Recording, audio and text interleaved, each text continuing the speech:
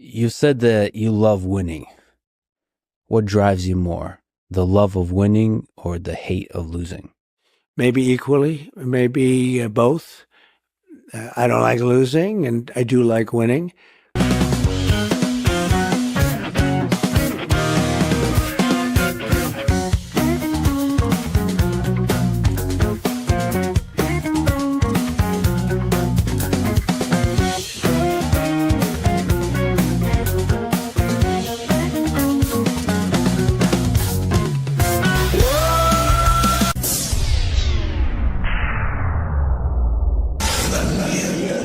Say his name and he appears. This is a friendship that'll never ever end. Greetings and welcome to Winning Tonight. How's everybody doing this evening?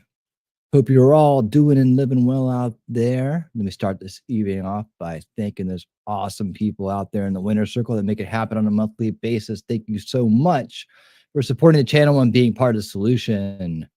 Big thanks to Shelly Wolfram and Ronnie Jams, who also support us over on Rumble as well. We are broadcasting live tonight on Rumble, YouTube, and X, and away we go. All right, guys. Tonight, President Trump's big announcement, big address to Congress, should be interesting.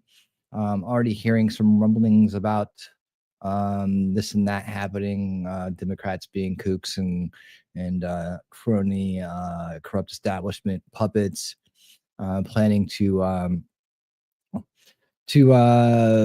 disrupt. I don't know, be assholes, whatever they're good at, right?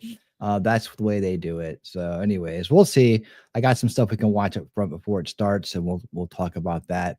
But let me say hello to this awesome crowd out there, my VIPs in the front row. How are you doing, MJ? Welcome to the show. Shinagram, welcome. How you doing?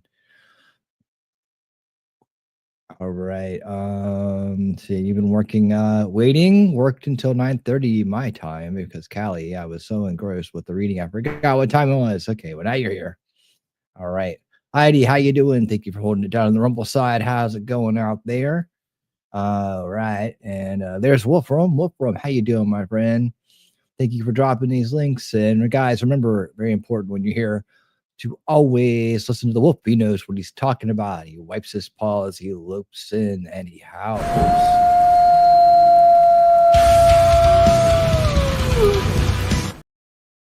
And that's how you know the alpha mod is in the house. All right. Shelly talking trash and truth. Our hostess with the mostest out there giving big hugs no matter where you're at. Whether you're watching on YouTube, Rumble, or X, she is there. Shelly, how's it going? Good to see you. There is Jacob Castro. Jacob Castro, how's it going, sir? How you doing today? Hope you're doing well out there. Big night tonight, huh? All right. K Marshall, how you doing? Good to see you. How have you been? Hope you are doing awesome. We got those are our VIPs tonight. We'll see if anybody slides in here as we get rolling along on this wonderful evening. I did want to try to know that we are kind of, I think it's going to start at 8 o'clock. I got everything queued up for that. Oh, hold on. Deloitte session expected to begin at 9 p.m. Oh, we got some time then. All right. I heard 8. Now it's 9. Keeping my eye on things either way. So good. If we got 9, I got plenty of time. We got plenty of time to chat, check out what's going on around town, and check in on the hold on a second. Check in on the Ukraine situation, all kinds of things. I like to more Doge news. That's always Doge news, huh? That's awesome. I love it when there's Doge news. Hey, there's RB. Hello, RB. How you doing? Welcome to the show. Happy that you're joining us this evening for this big address that Trump's going to be giving later on this evening. I also have a. I hope it's still there. Let me just make sure it's still there. How did I end up in that folder? I hope I still have it. I know what channel it's on, so if I don't, I can go find it. But I have this this overseas interview with Putin, talking about the Ukraine situation post Zelensky meltdown, and we will see. I think it's important to listen to his perspective on things, and then we can compare it to what we hear. So we always know that we're getting the right story, or at least where he's coming from. Half the people around here will tell you never to. They tend to think that everybody is this. Everything they say is not true, and they're always gaming it the way that they're always gaming. A lot of projection goes on. Good evening, T-Rex. How you doing? A lot of projection goes on from the corrupt establishment. A lot of projection, and they always think people are acting the way they're acting, right? And that's a tell. That's a big tell to people who do that, and they're like that. But I tend to take people. You hear what they have to say, and then you can figure out where the embellishments are or whatever, right? Where the agenda is mixed into their words. With the corrupt establishment, it's always the same. It's always tactical speech. I just haven't found that much from the times that I've heard Putin speak that it comes across that way. So either he's really good at what he does, or he's being as honest as possible given the situations that he's in. Snipe Hunter, what's up? How you doing? I see you out there. Let's see. Where'd you pop in at? Oh, there you are. Okay. Hey, what's up? Welcome to the show. Good to see you. Good to see you. Good to see you. All right. We are ramping up here. But what I wanted to do is start with this one right here. It's the one I'm going to start with. Let me just go over here and do this. A little 6-minute warm up here from Caroline Levitt. Love it. And this is what I'm talking about. We hear about these people. Man, we're gonna have to work past them. That's the thing, we have to work past them. Despite them, we know what they're gonna do. We know that they're always going to be trying to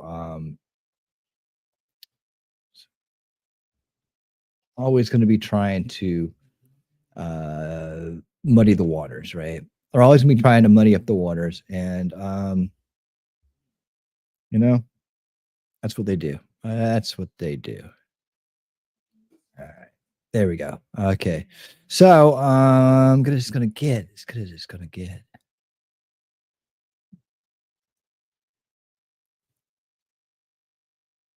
Is that better? Okay.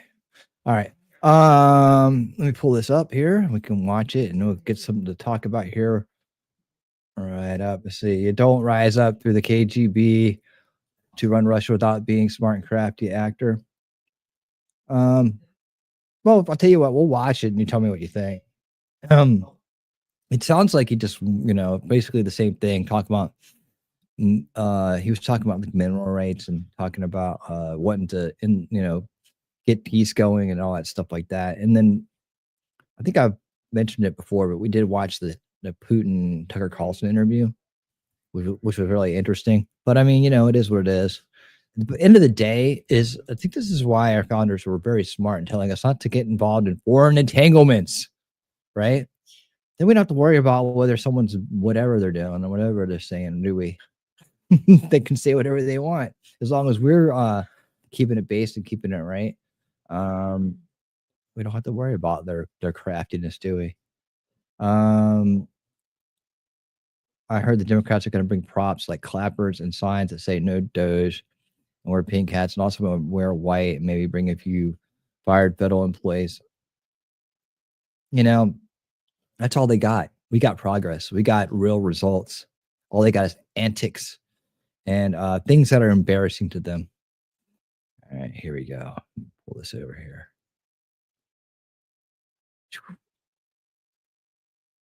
Right here. Yep, right here. All right, there we go. First 100 days.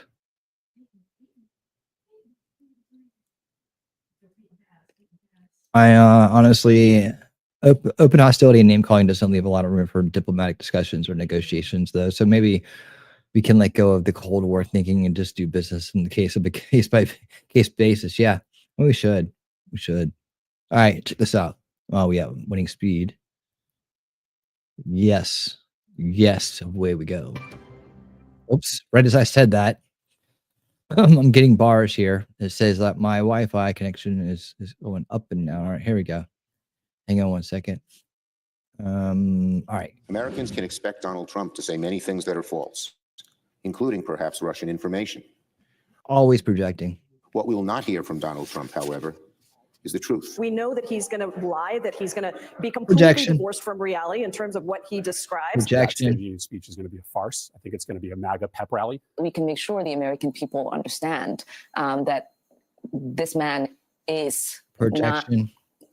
keeping the promises that have a real impact in their lives. Exactly. We always take our cues from them. Ilhan Omar, tonight, President Trump set to address a joint session of Congress, and Democrats are plotting their resistance with plans to disrupt it, I guess. White House Press Secretary Caroline Leavitt joins us right now in studio.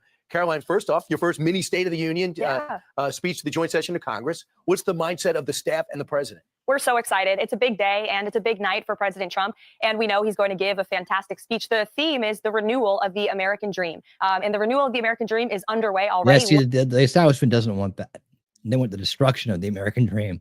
Results speak for themselves, don't they?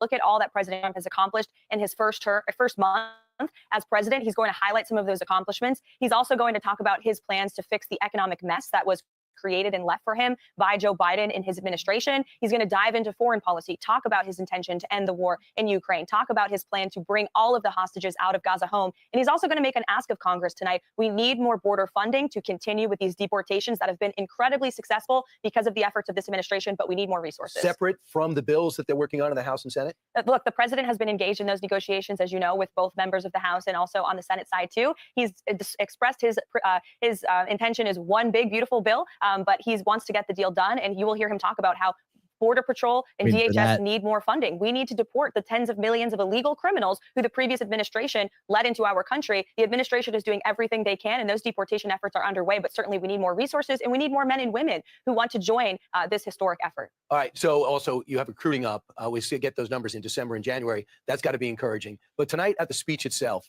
there's going to be some special guests, some of which you can reveal. Yeah. Looks like the First Lady will have a big roster, including Stephanie Diller. Yes. And that is one of the themes. People, law enforcement whose spouses lost their lives in the line of duty. Yeah, the First Lady will be in attendance tonight, and the guest list that she put together and President Trump put together is phenomenal. There will be everyday American heroes in attendance. Stephanie Diller, whom you mentioned, who lost her husband in the line of duty at the hands of an illegal immigrant. You have Mark Fogel, who, of course, because of President Trump's Peace Through Strength efforts, were returned from Russian captivity. Corey Comparator, who lost his life protecting his family in Butler, Pennsylvania. You'll also have an auto worker. You'll have a steel worker, and you will see exceptional Americans with great stories. President Trump will be telling their stories. Right. I know you mentioned Elon Musk will be there. Yes. Staff advisors will be there. The secretaries will be there. You also mentioned there's special guests. And you gave me the idea that perhaps you might weaken and tell me who the surprise guests are. Have you decided if you're going to tell me? I have decided I am not going to tell you. I will let President Trump tell the country later. But there are going to be some very special guests that the president will reveal in his speech. And I also want to mention there will be the mothers of Jocelyn Nungare and Laken Riley, who will be in attendance tonight, who, of course, lost their daughters at the hands of illegal migrant immigrants. And that's what part of the reason President Trump is working so hard on these deportations and why Congress and Democrats need to get on board with this effort, because the vast majority of Americans are supportive of it. The border's almost virtually shut down. No one expected this type of success, even better than the first time. So now, yesterday, the president announced a pause in Ukraine aid. Could a call from President Zelensky today change that? Well, that's up to President Trump to decide. What I do know is that President Trump wants to make a deal. And unfortunately, it has appeared thus far that President Zelensky is unwilling to talk about a real peace agreement. And in order to negotiate peace, you've got to bring both sides to the table. And in any good deal in business, in politics, usually both sides leave a little bit unhappy. And I think President Zelensky, unfortunately, is failing to realize that at this moment in time. But look, the president is a deal maker, and that's what he wants to do. He wants this war to end. He wants to stop the killing. He wants to see a ceasefire. And he had an economic agreement on the table, on a silver platter for President Zelensky to sign at the White House last Friday, which wouldn't have just been an economic agreement. It would have been a lifeline for President Zelensky and his country. If you have, American companies and American miners exploring for those rare earth minerals in Ukraine, that serves as an incredible deterrent to Putin and to Russia. And unfortunately, that deal wasn't signed because President Zelensky did not come into the Oval Office with the right mindset. But he has said he would. Well, yeah, well, he should have known that, but at the same time, he wants more weapons, right? So we'll look at that. Well, we'll have to see. Okay. Caroline, I don't know when you rest because I saw you last night and then I'm watching you today, but you look wide awake and you're ready to go. Are you liking the job? We get some lag there. Hang on a second.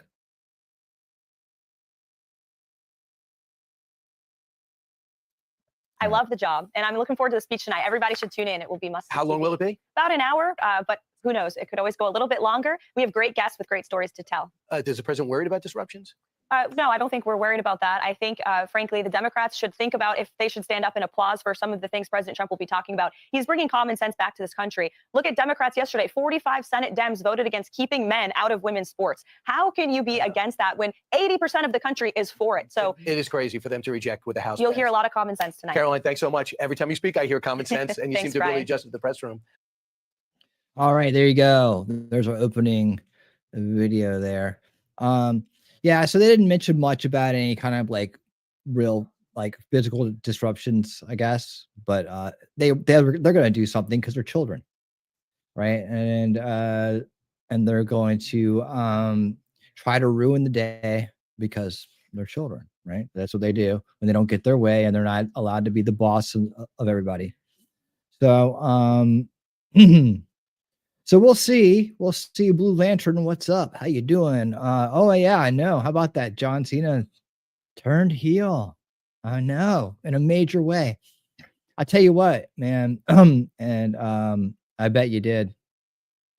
I tell you what, dude. I'm about sick of them putting these stupid rappers and streamers and celebrities in the ring because literally that Travis Scott guy injured Cody Rhodes, like, because he doesn't know what the hell he's doing and he shouldn't have been in there in the first place. Popped his eardrum because he didn't know how to deliver a blow. And so yeah, he injured the undisputed heavyweight champion while he was down. And so now who knows what's going to happen with that. That's just lame. But anyways, yeah, but it was a great show. We're talking about Elimination Chamber. That was fun. I diverted for a second. All right, let's get back to the news of the world here. Yeah, it's been going around. I don't know why. It was the stupidest thing. Does anybody even know who Travis Scott is or even like his music? I have no idea who the dude is, why he's in there, why he's walking around with a belt. It's just the dumbest thing. Anyways, hey, there's Daisy Girl Williams dancing in Sideways. How you doing, Daisy? All right. So we'll keep an eye on the antics. We'll keep an eye on the antics tonight. It's just childish. They're losing and we're winning, and they're just mad because that's the case, right? That's just what it is. Do I still have that? I think I had to get rid of that clip. Nope, I still got it. And they're upset because we're winning. Yeah, they're just upset because we're winning. That's all.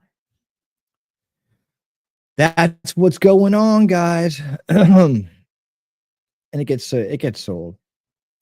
But they keep failing. And boy, the mind control victims of the establishment are outrageous right now. They're outrageous.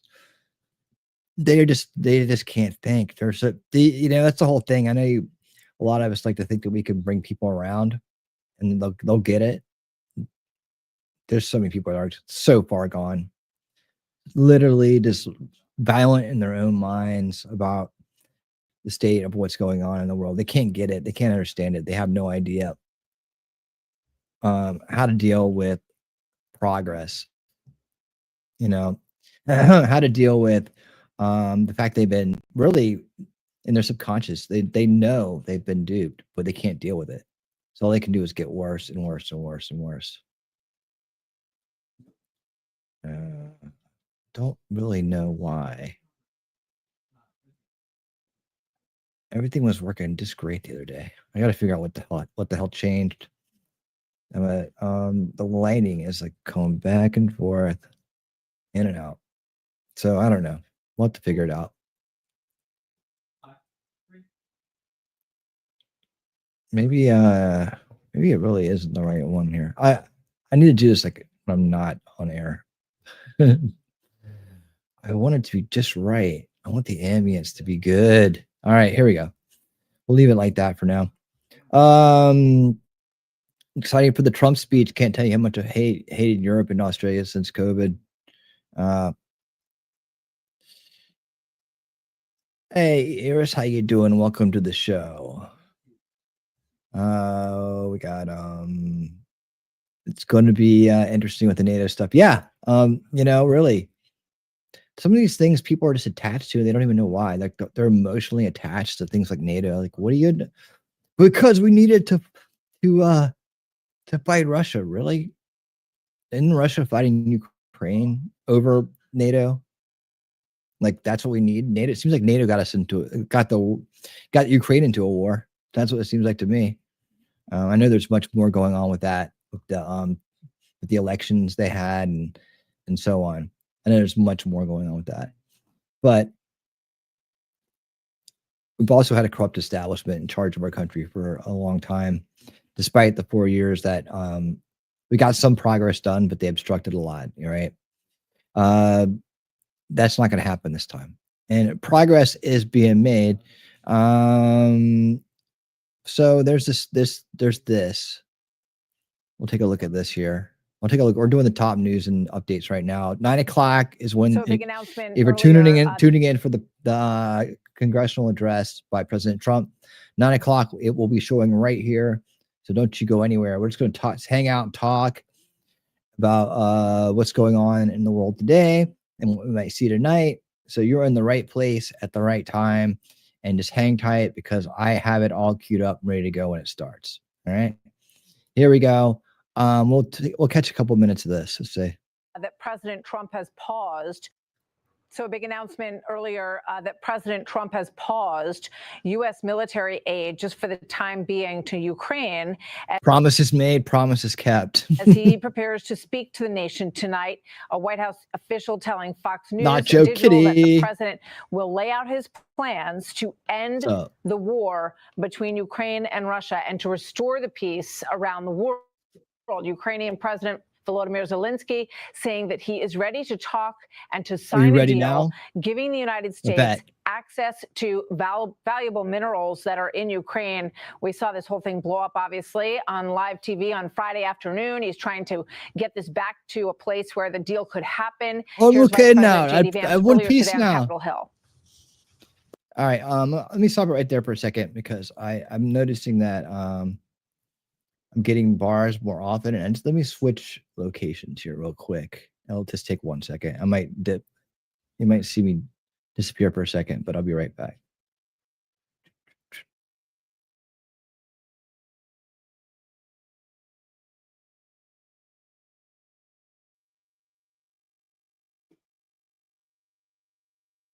Okay.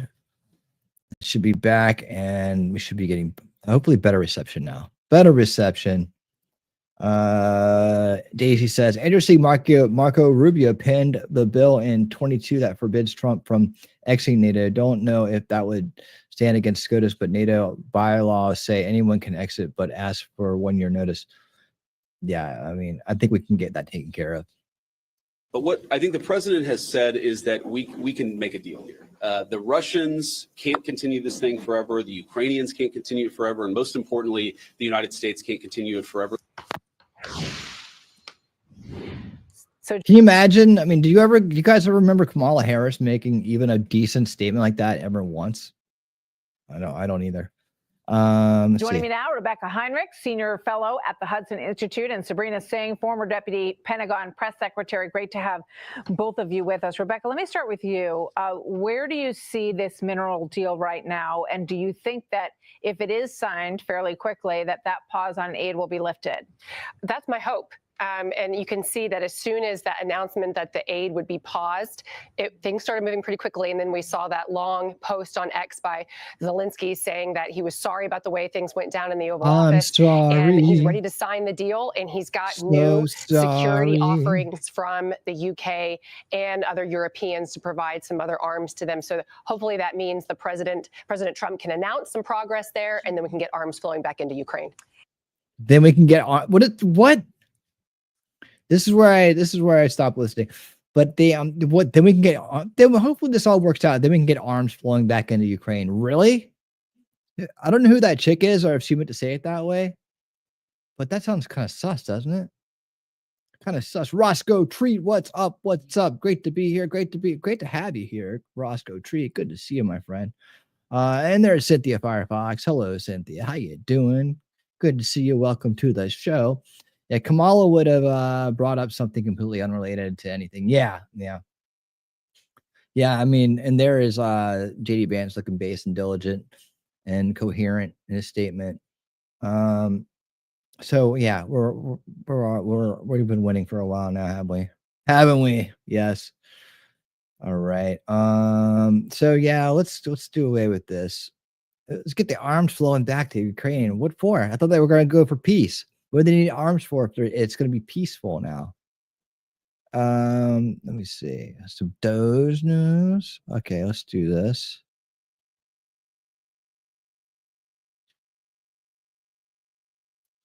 I hope that's the right order. Oh, I tell you what, right off this, I forgot to do this too. This is always important when it comes to progress. I thought this had already been taken care of. I'm not sure why it took so long for this to happen, but I swear to God, I already saw on the list. Hold on. Whoa, so loud. All right. So I thought this had already been done, but maybe this is the last person to go. Tonight, the Senate has confirmed Linda McMahon to lead the Department of Education. McMahon previously served as the head of the Small Business Administration during President Trump's first term.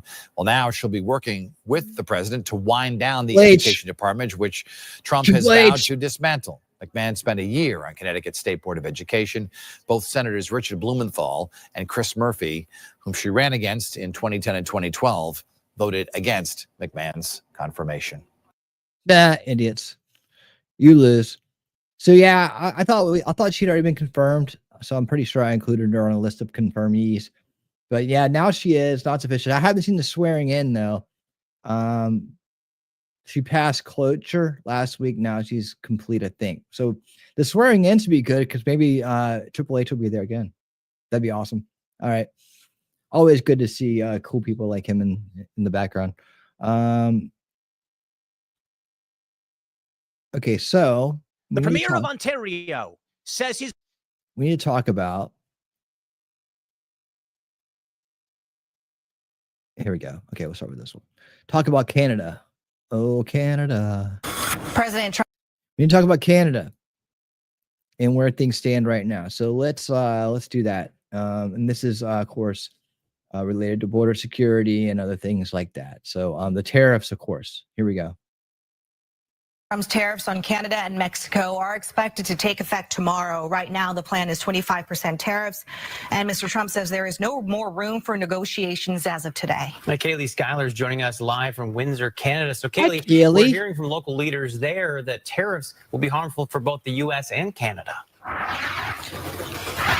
Good evening, Hannah and Matthew. Well, our economies are very tightly integrated. I mean, just standing here in Windsor, you can see the Detroit skyline just across the river. And officials here in Canada say that the two cities are on the front lines of a potential trade war.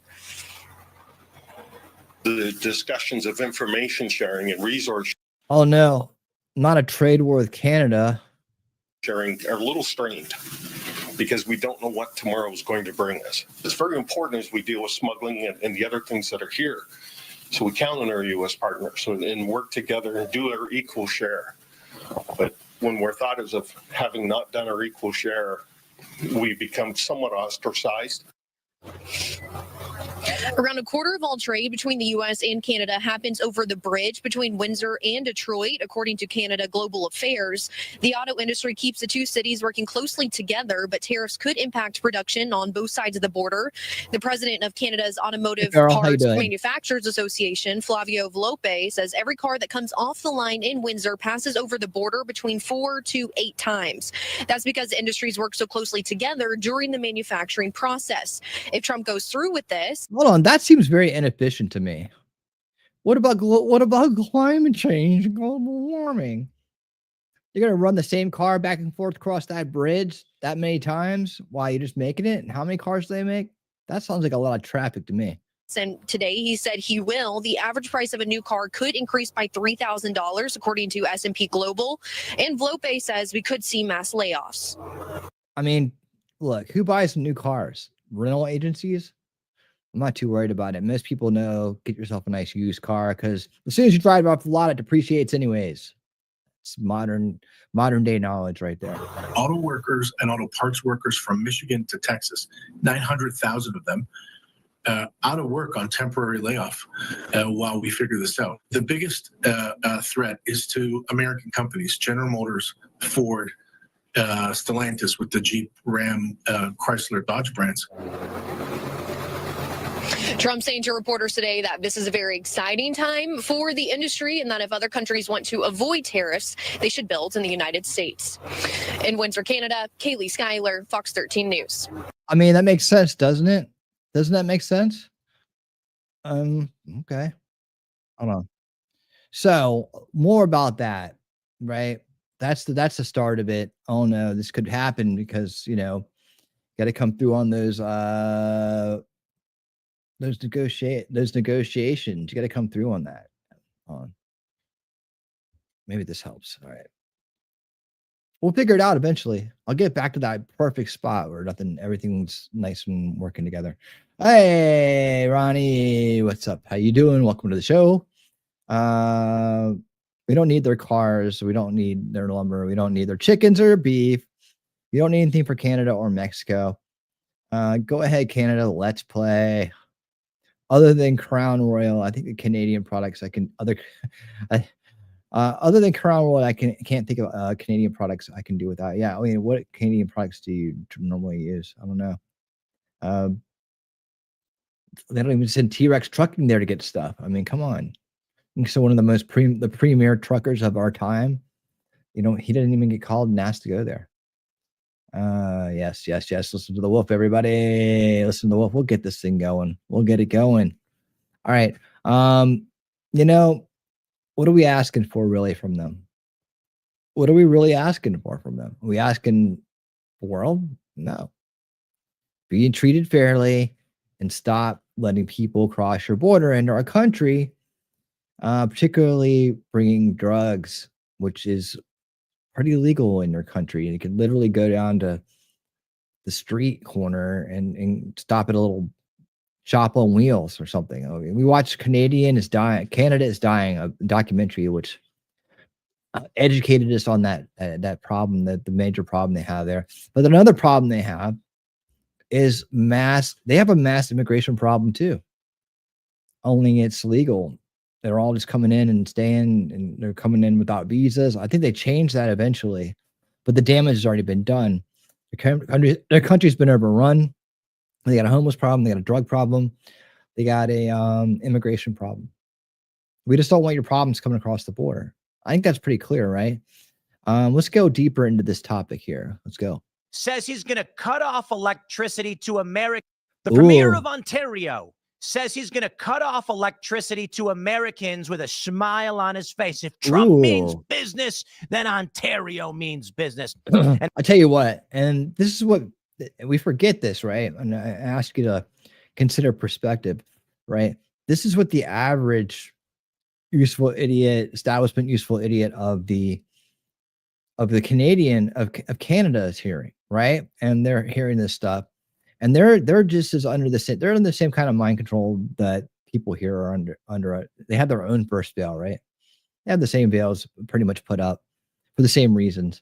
They're in a bit worse situation, right, than us in terms of the long-term forecasts. Who has say in that country, how it's run? They're using they're under the Queen's, for whatever that means, right? They're under the Queen. So they're using the UK system. They're beholden to the globalists. They got a WEF puppet as their prime minister for the last 10 years. So the damage is way been done there. They'll have their day though. Things will come around for Canada. So I hold out hope for Canada. But just when I hear things like this, like, oh, we're going to cut off their electricity, we'll show them, right? And then I can see all the people that fall for that bullshit over there. Like we have the people that are freaking out here about Ukraine and Zelensky, like he's the second coming of Jesus, or, how dare the president not kiss his ass and give him all the money he wants. Oh my God, it's the end of time, right? That's what we're dealing with today here. They're dealing with, oh, Trump wants to annex Canada, We'll just cut off the electricity. It's going to charge us a bunch of money, It's like, so no. So they got their own problems too. I empathize with the average Canadian, and I join forces in the fight against corrupt establishments with the base Canadians out there, many of which who come to my streams. I haven't seen Scott Free Freedom in a while, but I know he's out there. And Suzanne's here. We got other. If you're from Canada and I've forgotten, let me know, because I'm having a moment where I'm not remembering everybody from Canada that comes to my streams, or maybe some of them have come and gone, and I just don't remember. It's been people come and they go, but I can't remember. I try to remember where everybody's from, or at least if they tell me what their nationality is or what part of the world they're in. I try to remember that. Judge Maddie, what's up? I see you there. Did you have your intro? Did you have an intro here somewhere that I missed? There's the wolf from, and oh, hello, there it is. Okay, I found it. Thanks, and thank you for using the win emoji there, the trophy. A lot of people don't know if you type in win under emojis, the trophy comes up. So you see winning Saturday night, I use this. And remember to listen to the wolf while you're here. All right. Okay, here we go. Scroll back down. Look, MJ's using it too. Oh no, you're using it for it. What is that? What is that? That looks like one of those little things that you used to, you get into this packets and you throw them and they snap, right? The snap things. That's what it looks like. It could be something else, but that's just what my brain picked up on first. Did Nacho Kitty make an appearance over here on the YouTube side? All right.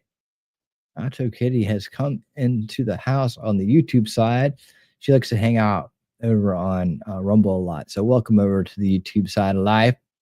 Good seeing you. Good seeing you in both places, actually. And if you're over there on Rumble, make sure you guys hit the thumbs up, because you guys, it's a cocktail. Okay.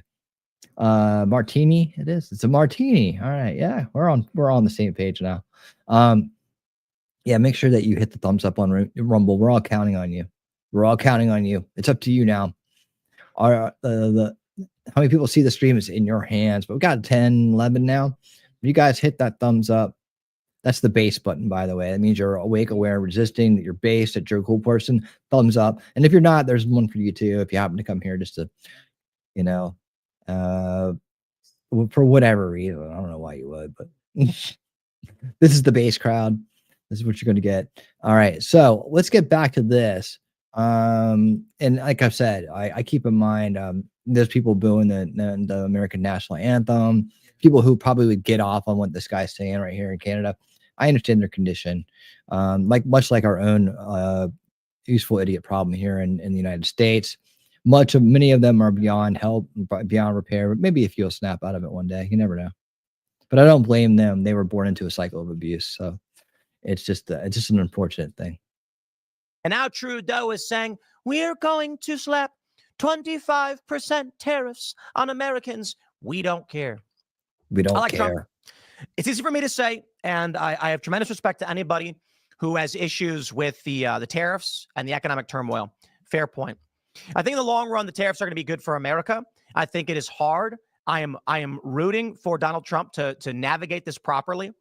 The concern, of course, is that it's a volatile situation where for the longest time, the United States economy has been gutted and outsourced, and we need to restore it, and that's going to be very difficult. Thus, Trump is saying tariffs on Canada, Mexico, and China. We must restore a national manufacturing base, and just raw materials in general need to be produced here. If we keep relying on lumber from Canada, what happens if Canada pulls the rug out from under us? Oh, no. Same thing is true for Mexico. For too long, with a porous border, with a weakening workforce, this country has been spiraling. I think it's intentional, and I think reversing the addiction will be painful. So again, with all due respect, it's easy for me to say. I know regular working class people are going to face the brunt of this, and if the Ontario Premier really does cut off electricity, it's going to cause a lot of problems for Donald Trump and for those people, more importantly. But let's see what this Premier guy has to say. Quote, "They rely on our energy. They need to feel the pain," Premier Doug Ford said Monday on cutting Ontario electricity exports to the U.S. I got the video for you right here. It's short. We'll play this clip. We'll see what he says. I'm going after absolutely everything. We keep the lights on to 1.5 million homes in manufacturing in New York, in Michigan, and in Minnesota. If he that gives you the right to let people come across our families, I will shut down the electricity going down to the U.S. And I'm telling you, we will do it. I'm going after absolutely. So it does loop, but that's basically it. He's saying 1.5 million Americans get electricity through them in Ontario, and they're going to cut them off because Donald Trump dare imposed a tariff on their good. on their goods.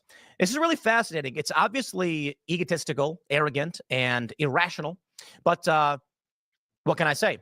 Donald Trump's reason for doing this is obvious. Canada should not be mooching off of the United States.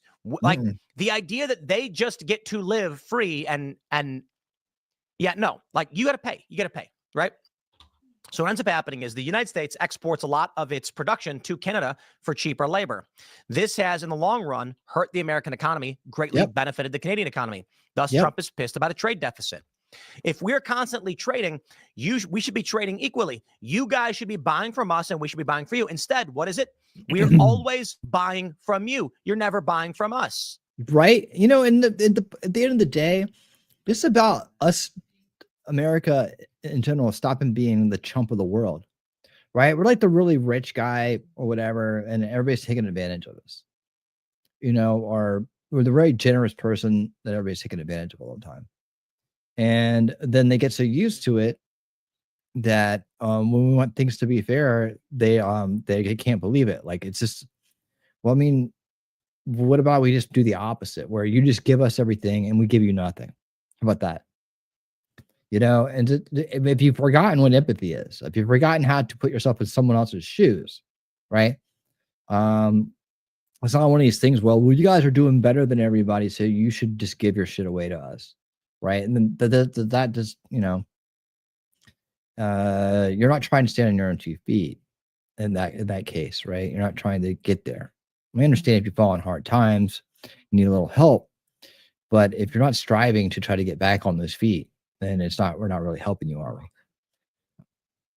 You know, that's the way it goes. That's the way it goes. Anyways, the fact that they just lose all empathy for the situation, you know, like they act like they don't understand how one thing affects another, or they don't understand that it generally isn't right just to insist upon, you know, an unfair situation.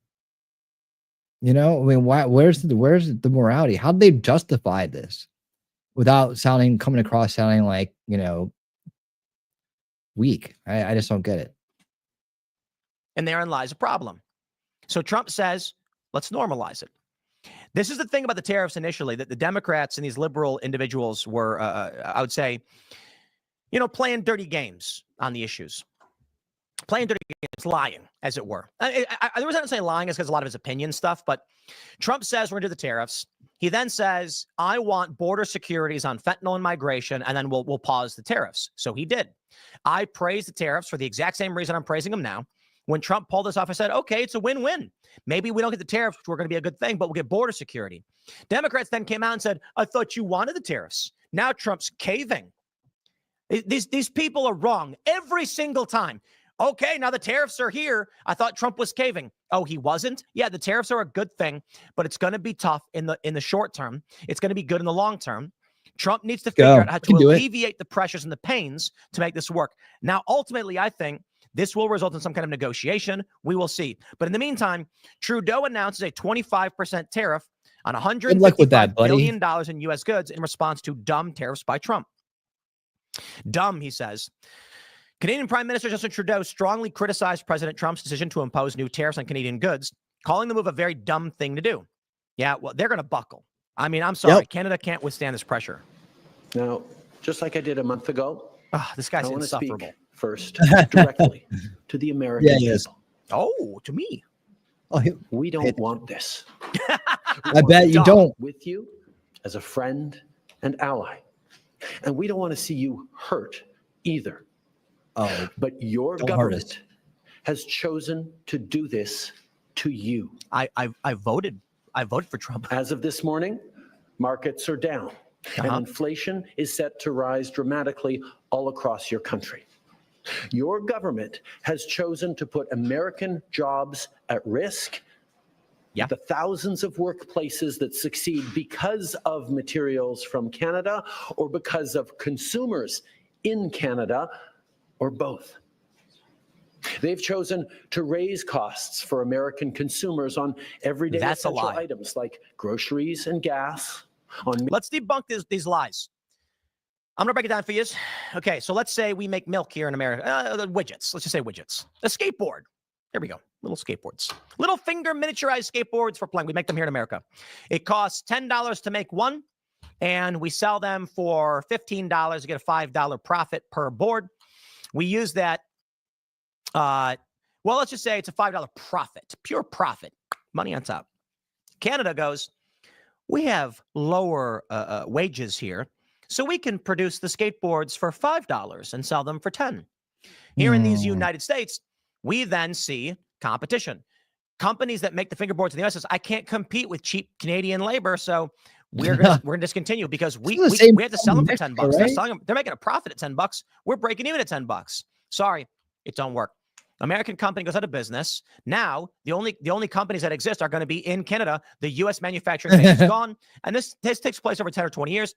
The Canadians can then sell the boards for whatever they want and say, market dictates, we sell them for 15 now. So then Trump says 25% tariff on top. Well, now And by the way, just a reminder, guys, 9 p.m. is when the president will make his address to Congress. I will have it here on the minute. So don't you guys worry about it. Hang out with us. Come on in, say hello to people, hit a thumbs up. And we're just going to go over the news of the day, tariffs, those stuff. I got some other stuff for you. A lot of stuff uncovered as we await that time. We'll get the big address together. So come on in, hang out. Are going to have to increase the price to accommodate for that, right? Or cut into their margins. All of a sudden, the American manufacturer is back in play. Now, depending on the cost of the goods is what really matters. But they keep saying, like he just said, it's going to make your goods more expensive. No, it's going to cut into your profits. That money you have to pay a premium to is going to go to the government. Then you claim, and Democrats and liberals claim, they're going to pass those charges into the product onto you. Hello, Ellie. How you doing? Okay. So the $10 fingerboard now costs $12.50. All of a sudden, the American manufacturer says, whoa, whoa, whoa. They have to sell their fingerboards at $12.50. We can sell our boards at $11 and turn $1 profit. We're back in business, baby. Canada then says, we have no choice. We have to cut into our margins and go down to 10 or 11. It's going to lower prices because it's putting a burden on foreign manufacturing. So stop lying. Major purchases lying, like liar. cars and homes, Y'all lying. and everything in between. They've chosen to harm American national security. Oh, please. Impeding access to the abundant critical minerals, energy, building materials, and fertilizers that we have and that the United States needs and we'll have to make grow ourselves and prosper. They've chosen to launch a trade war that will, first and foremost, harm American families. Until you lose and then realize you were given a freebie deal. Canada is facing severe economic ruin, and the United States is facing higher prices on certain goods. Now, don't get me wrong. We're not in this to make the American people worse off. And it's easy for me to say, I know. Ronnie So J, first and foremost, I say to the American working class people, we got to make sure you guys are taken care of. But think about what this means in the long run for Canada. In the long run, Vermont's good, Canada is going to be in a free fall. And they will come back to the table begging to reignite trade and do whatever they have to do to start selling products. No freebies. They're not Americans. We are not beholden to them. Canada's great. I like Canada. They're fine. Their laws are a little wonky, but they got good poutine. They want to sell us energy. Fine. But this is Trump's heavy negotiating hand, and he's going to put Canada in their place. You realize the freebies are done. Cry more. They've chosen to sabotage their own agenda. Oh, spare me. That was supposed to usher in a new golden age for the United States. Yeah, it will. Was supposed to. We're just getting started, pal. And they've chosen to undermine the incredible. I'm sorry. We're just getting started, buddy. Work we've done together to tackle the scourge that is fentanyl. Yeah, come across your border in our country. From the face yeah, of the we're earth. gonna tackle that. I'm sorry. That's okay. My dude, you're really overplaying your hand here. The issue with fentanyl is abuse and tainted drugs. Hospitals use fentanyl. It's a pain relief option for many people. Me, I don't do narcotics and opiates. They don't work. Like literally just don't work. I'm not kidding. A good old non-steroidal anti-inflammatory drug for me. Ibuprofen over the counter. But he's like, we're going to wipe out this. Shut up, dude. Okay. No, we want to stop illegal and use, trade, and addiction But the drug is fine to operate within a prescription system. So on that point, let me be crystal clear. There is absolutely no justification or need whatsoever for these tariffs today. Sure there is. Mhm. There's a trade deficit. You're not listening. If you take a look at the Canadian economy 30 years ago compared to the American economy, that it was like 1 to 3. It was like, was it like a $1 US was like 3 or 4 Canadian dollars. Americans could go to Canada and spend like crazy and get access to hospitality and services because our economy was better. We then implemented all these free trade deals, outsourced a ton of our jobs to Canada, propped them up, and now our economies are more comparable. That was the play, economic normalization. Trump's play is America first. I mean, hey, man, no beef to Canadians, but you don't get a free ride off us. America is massive. We need to bring back our own manufacturing, rely on ourselves, and stop letting foreign countries dictate how we operate. Yeah, you know, and you need to listen to us when we say that, because a lot of us really realize that we've conditioned you into this belief system, right? So we're willing to give you the benefit of the doubt and help walk you out of it. But you need to listen to us when we speak, so we don't have to hit you in the stomach to make you pay attention, right? Because right now you're not getting it, but we understand that you've been conditioned to a belief system that is false. We're changing that. Okay. Things are going to be fair now, and you need to get on board with it. You don't need to have the wind knocked out of you to learn how to listen again, right? Just listen. It's easy. Now, the legal pretext your government is using to bring in these tariffs is that Canada is apparently unwilling to help in the fight against illegal fentanyl. Well, that is totally false. Oh, so you're saying that we're just making it up. You're calling Trump a liar. You're calling the results, the statistics, everything's a lie because you say so, right? Everybody's lying but you, right? And we're just making this up because we want to put tariffs on just because we just woke up one day and decided that's what we wanted to do. That's your premise. That's your premise. That's the logic that you're, and this is Canadians. This is how stupid he thinks you are. He thinks you're that stupid. Look at this guy right here who's been a dictator in your country for 10 years. All right. This is how stupid he thinks you are, that you're going to believe him, that we're just making this up. We have no premise for any of this, right? That we don't have any evidence. We don't have any proof. We just willy-nilly make shit up. And I get it, because you've been dealing with people like Biden and Obama and Bush and Clinton and all these people for a long time, right? But this is not, we're not the same. We're not the corrupt establishment. We're the base, patriotic Americans. We're the Make America Great, America First people who are going to right the ship so it doesn't sink and take you with it. So you probably want to get on board, man. It's all good. But Canadians, I mean, I know the base Canadians out there to see right through this guy, right? And whoever his boyfriend is standing behind him. But for all you people that maybe aren't quite there in Canada, and I've seen a few pop up here and there, just remember, he thinks you're stupid. He does not respect you, and he does not care about you or your life. You know what, man? You guys cry about it. I ain't crying about it. Okay? There are a lot of Americans that aren't going to cry about it. There are a lot of responsible Americans that understand that short-term gains are not always the path you take, because they could lead to long-term losses. And that's where we are now. I think Trump's playing hardball. I don't know that he wins. I'm certain there are many arguments against what Trump is doing. That's fine. It's easy for me to say, and I'll say, so let's do nothing. Let's do nothing, and nothing changes, right? Or it gets worse for us.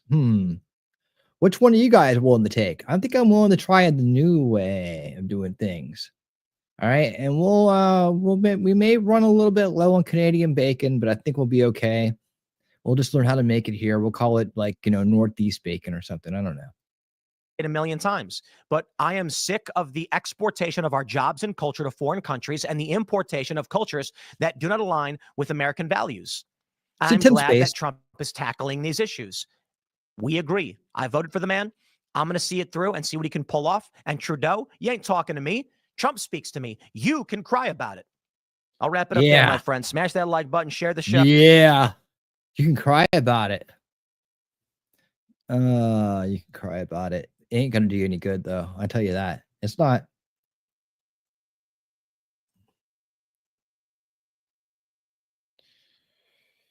Yeah.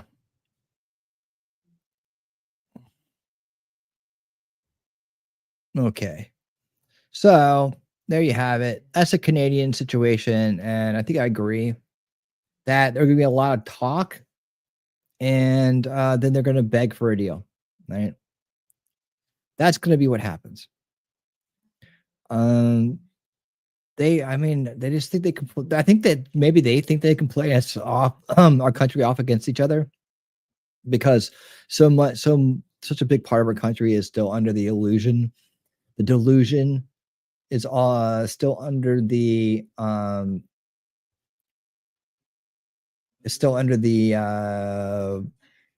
veil, still a veil behind, still under the mind control of the establishment narrative. And so maybe they just think that, well, this is what we do here, and this, it works there. We see the corrupt people doing it, and it works. I mean, just like the Democrats are all doing right now. They have no more tricks left. I keep waiting for some new stuff, and they don't have anything. They really don't have anything. So it's the same old slander campaigns and mind control, subversion expeditions that are going to be going on. So the more that we all start calling it out, we all start, when don't even talk to people who buy into it about the issues themselves. Go straight for the mind control aspect of it. Pointing out, and like serious, until they see that they're being manipulated, you're not gonna have a good argument with them. They're there to fight. They're not gonna have a good debate or a good conversation. They're there to argue. They're there to fight. Remember the fight or flight response. So don't even talk to them about the issues. Go straight for the mind control. Understand, just be manipulated. When they hear it enough times, they may start to believe it, and they may actually look into it. You may save someone's life. It really comes down to that. But don't waste your time arguing with idiots that have Ukraine flags up, and that are appalled at that are a real president with a backbone and how they act. Right? These people are they're mentally ill at this point. They're very mentally ill. They just don't see it. It's a type of induced mental illness. It's something that is curable, and in many cases isn't, right? But it's self-induced, and it's not like a clinical thing. It's an inducement. So it could be de-induced, but the chances of that are just really low. So they have to come to that conclusion on their own. You probably won't be able to talk anybody into it, but what you can do is plant the seeds. And the seeds are the methodologies being implemented on them, right? They show a clip, show the whole thing, undo the mind control, undo the subversion. And one of the seeds may just sprout. That's about it. If you even care to waste your time on it, not to waste your time, spend your time on it. It won't be a waste of time if you feel like it's worthy for that individual, right? Or they may be close and you may be able to get through to them. You'd be doing them a favor, but do it in a thankless way, right? Don't expect anything in return. All right, here we go. But yeah, think about it. All of us at one point, in some way, shape, or form, were bought into the establishment narrative, no matter how much it was. I was very disinterested in politics growing up, believe it or not. I was just out. I wanted to have a good old time. I just wanted to have a good time, and so I didn't get taken in by a lot of the subversion. Isn't that crazy? But I did get demoralized in a lot of ways. So I was able to overcome all that, as you guys were as well. And that's why we're all here today together, one big happy base family, hanging out 30 minutes away from the president speaking to Congress. Should be awesome. Can't wait to hear about all the progress. And we got to do this.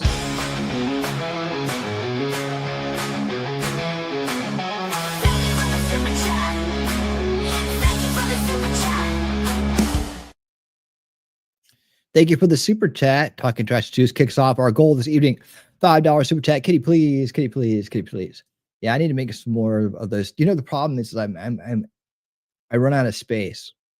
So because I have so many clips. I have so many that I have to go make decisions about what to get rid of. And I don't like to throw anything away. And that's a problem. So but I probably could get rid of some that I don't play a lot. But I never know I'm going to need this one. People that are now realizing that, listen, this is not a left versus right thing anymore. Okay, this is not a Democrat versus Republican thing anymore. This is establishment versus anti-establishment. And the key truth is this: Kamala Harris is the establishment. See, I probably need to redo that with someone because Kamala Harris is not relative anymore. And, you know, there's some that you just can't get rid of. They're too good. Where's the money, Gary? Where's the money? Can't keep running no more.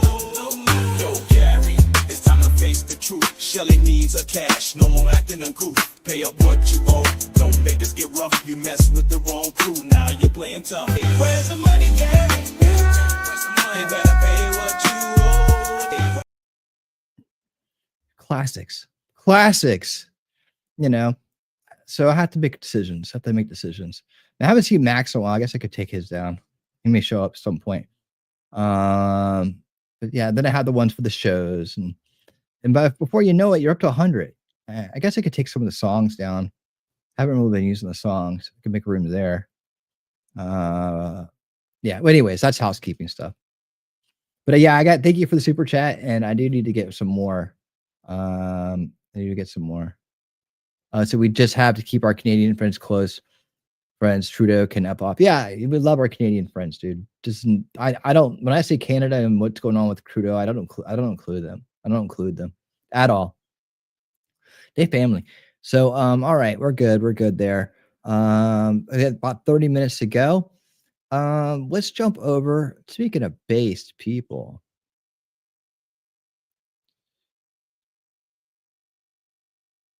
Let's jump over and see what Elon Musk is up to today.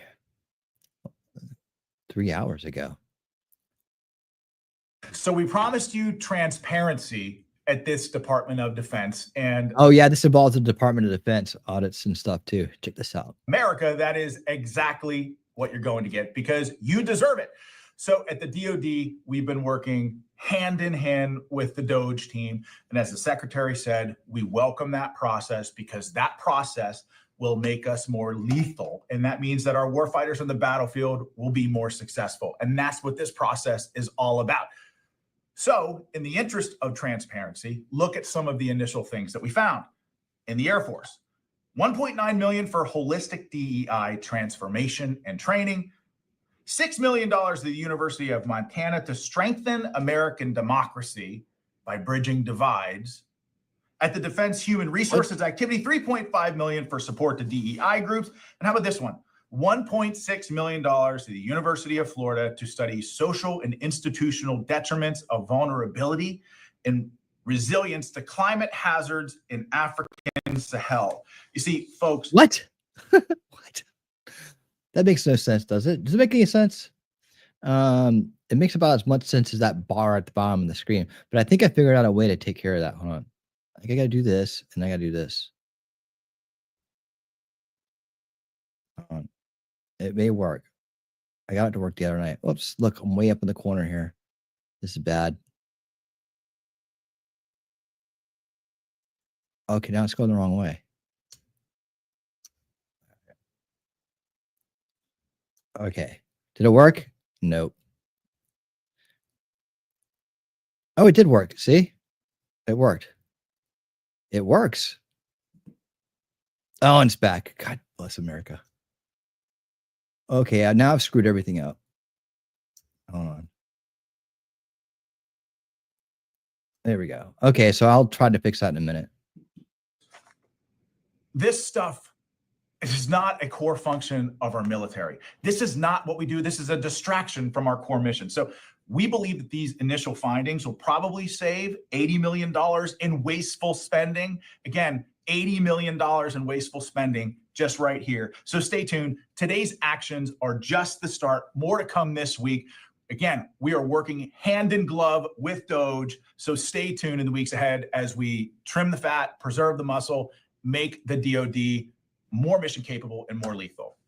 Boy, oh boy, oh boy, oh boy, oh boy. So we got to talk about a story that the mainstream liberal media refuses to acknowledge because they swear up and down that DOGE is ineffective, that DOGE is unpopular, that DOGE isn't making any cuts. They aren't finding any waste, fraud, and abuse.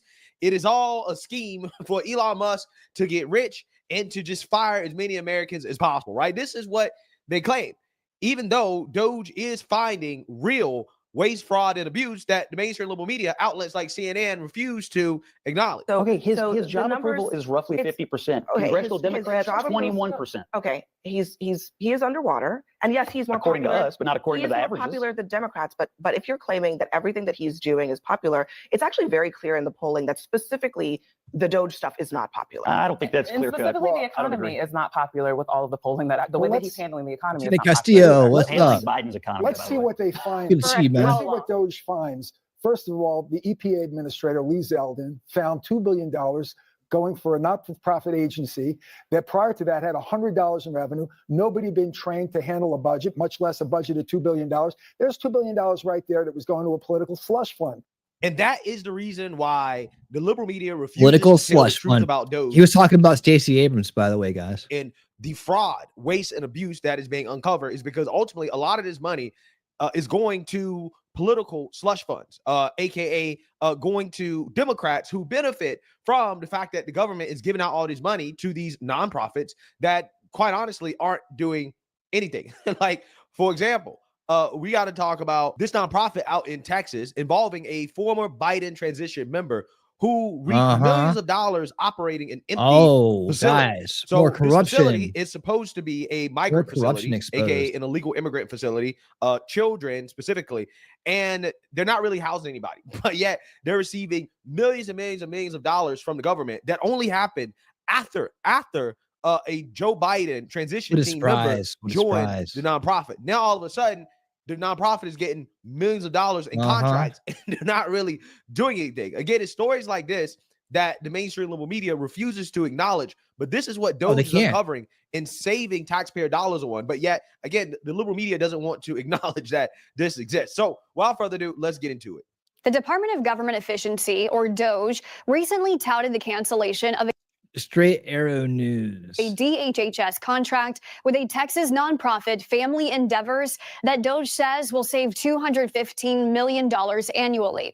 But when researching that contract between DHHS and the nonprofit, we found this government partnership has been making headlines for years. A former Biden official joined the Texas nonprofit months before it received hundreds of millions of dollars worth in government contracts, ballooning its budget. It led to congressional inquiries in 2021 that led to investigations, with the DHS Inspector General concluding in 2022 millions of dollars were wasted as a result of the government contracting endeavors, and found ICE gave a contract to. Real quick, Endeavors. Was that name brought up in Line in the Sand? Is that one of those? Was that and Muckraker? I heard that when I watched this for the first time. I was like, Endeavors, is that one that we heard about before? Are they finally getting busted? That's a good sign if it is. If anybody remembers, let me know. It's been so long since I watched it, and it wasn't that long, but it was long enough that I didn't remember that detail. So if anybody with a better memory than me, or happens to just that jumps out at them, for some reason the name Endeavors, I know that's not the first time I've heard it. To the nonprofit, despite the group having no related experience. Wow. While Doge's recent announcement put a renewed spotlight over the nonprofit by nixing one of its government contracts, we went back through old reports that found the misuse of millions several years ago.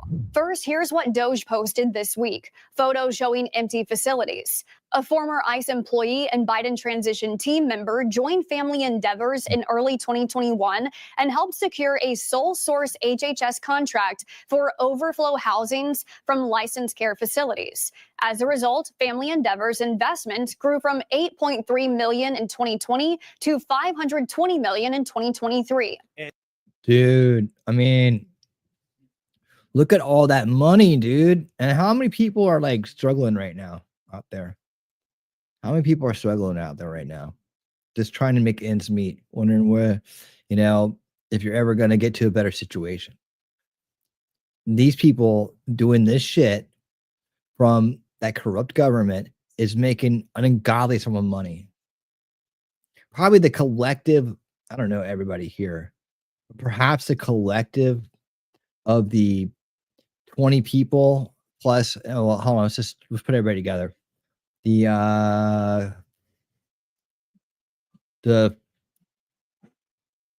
70 people watching right now on all platforms, all of us together. Well, do you think that we put everything that we're going to earn in our lifetime together, we make it to $520 million? mean, I like to think so. I like to think there's some real high rollers out there just waiting to bless a brother. But being realistic, that's a lot of money, dude. $520 million, and that's what they got from 20. That's an increase from 8.3 million, which is still a lot of money, right? In 2023, just 1 year, that much money. Can you imagine? And look, they're not even using it. So who gets it? Who got the money? Where's the money, Gary? And that is how the game works, folks. That is how the game works. Okay. We've seen this time and time and time again. Okay. One of the quickest and easiest ways to get rich working for the government, it's not actually from what you get paid to work for the government, but is the connections that you make within the government. And then you use those connections, you leverage those connections to then enrich yourself when you leave the government. And then you go and you work for this nonprofit, right? You're supposed to be doing good for the world, okay? You're a charity, but yet you're using your connections with the government in order to score these fat government contracts to do things that are not beneficial towards the American people, okay? Like, this is just one example, but we've talked about this so much in regards to what's happening out in Chicago, okay? When you talk about the illegal immigration crisis, okay, in Chicago being a gateway city, well, what's happening out there in Chicago? Well, all of the liberal nonprofits, again, all of these nonprofits run by liberals, okay, they get rich off the back of taxpayers because Brandon Johnson says, hey, the illegal immigrants can stay here and we have to take care of the illegal immigrants. So they spend hundreds of millions of dollars. They funnel the right. And again, the more I listen to this, the more I listen to stuff like this, especially coming out of Doge, I'm like, why should any of us have to ever pay income tax, federal income tax again, or or anything? Like, why? I mean, look at this amount of money. $520.4 million to a NGO full of post-government workers that didn't even have them. They got the money and they're not even using it to do what they said they're doing. So where did the money go? Who's got the money? Who's got the $520 million right now? I mean, seriously? Meanwhile, we're expected to pay income tax. And like Shelly said, they're going to chase you down for a $600 PayPal deposit. What? Go get it from Endeavor. That's what, go Endeavor yourself. That's what I'm going to tell them from now on. You can go to Endeavor and get it, go to one of these foreign countries where you send a bunch of money for DEI and get it back from them. All right. They're paying the bills from now on. I mean, this is ridiculous.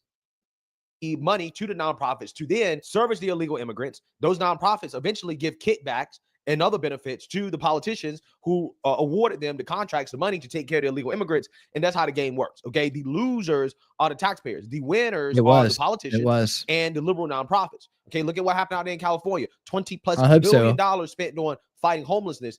And they didn't get anybody off the streets. In fact, homelessness increased. Well, why is that? It's because they just funneled a bunch of money, billions of dollars, in the name of fighting homelessness to liberal nonprofits who then turn around and they wasted the money. They didn't actually do anything to combat homelessness, right? That is what we're dealing with here, guys. That is the massive scam, the waste, fraud, and abuse that is present throughout our government. That, again, the liberal media, they don't want to talk about it. They don't want to cover stories like this. And then they wonder why nobody's watching their shows, right? Nobody's watching their shows. This story, okay, when a local San Antonio news outlet covered this story, it got millions of views. Well, why is that? It's because this is the type of stuff that the American people want to know about, right? This is what we care about. This is the type of corruption that we want to be uncovered, that the American people can see. This is what's happening with our tax dollars, right? This is what we want. But see, CNN and MSNBC, they're more focused on hating Trump, hating Elon Musk, rather than focusing on the real issues that the American people want to know about. And again, you wonder why their ratings are declining, why nobody is watching their networks, because they're not real news. Okay, they're just anti-Trump propaganda. But this right here is real news. This stuff right here, people want to know about. This scam is so prevalent. And this is why I'm very skeptical of nonprofits, especially liberal-run nonprofits, right? I'm very, very, very careful about how I donate money because a lot of these nonprofits are just scams, right? Yep. They're just people who claim that they're trying to help the world, okay? But yet they're just trying to get rich, right? Except they have to beg people for money instead of actually starting a real business, providing a real good or service to society like normal businesses, right? So, I mean, that's essentially what's going on here, right? As you can see, the Biden transition team member went to the nonprofit, and then all of a sudden, the government started giving more money to this nonprofit. Again, it's not a coincidence. This is something that is happening because of corruption. Since March 2024, HHS paid $18 million a month A to month. keep the Pecos facility open despite it sitting empty. $18 million a month to keep an empty facility open. Seems like a good use of $18 million a month, doesn't it? $18 million a month, but you're supposed to pay income tax. Right? You're supposed to suffer. You're supposed to give all your money away to other countries and not expect anything in return. That's what you're supposed to do. Meanwhile, government cronies, deep state actors, establishment useful idiots, and insiders, they're all making millions of dollars for doing nothing but scamming you. And just think about all those mind control idiots that are out there protesting this shit. Right? Who you know they don't know shit when they're doing it. Who would say rip me off and screw me over? Like who would go and die on that hill? I want to be ripped off and screwed over, so I'm going to fight you for it. No, these people are idiots. They have no idea what's going on. And I hope that when you see them, if they get to you in any way, shape, or form of what they're saying, just remember this moment. Just remember this moment. They're the idiots who want to be ripped off for $18 million a month. I mean, makes me want to throw up. Yeah, I know, Cynthia, man. Me too. It is, it's ridiculous. It's ridiculous how hard some of us work and how we, the things that we go through and the fights that we fight just to try to do a little bit better, just try to take care of our own.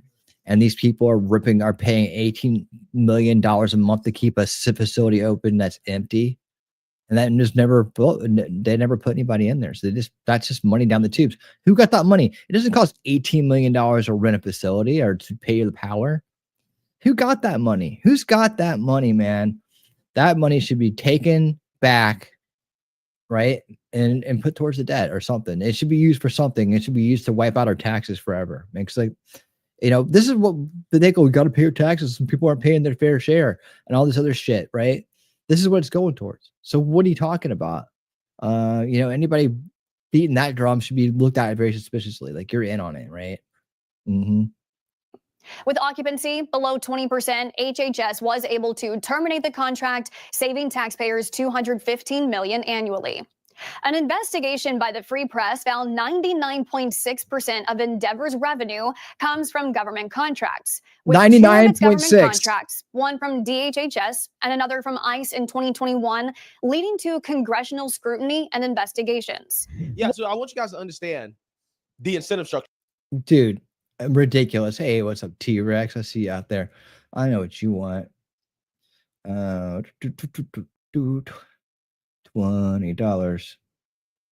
All right. Yeah. You didn't get this way the other night, but here you go.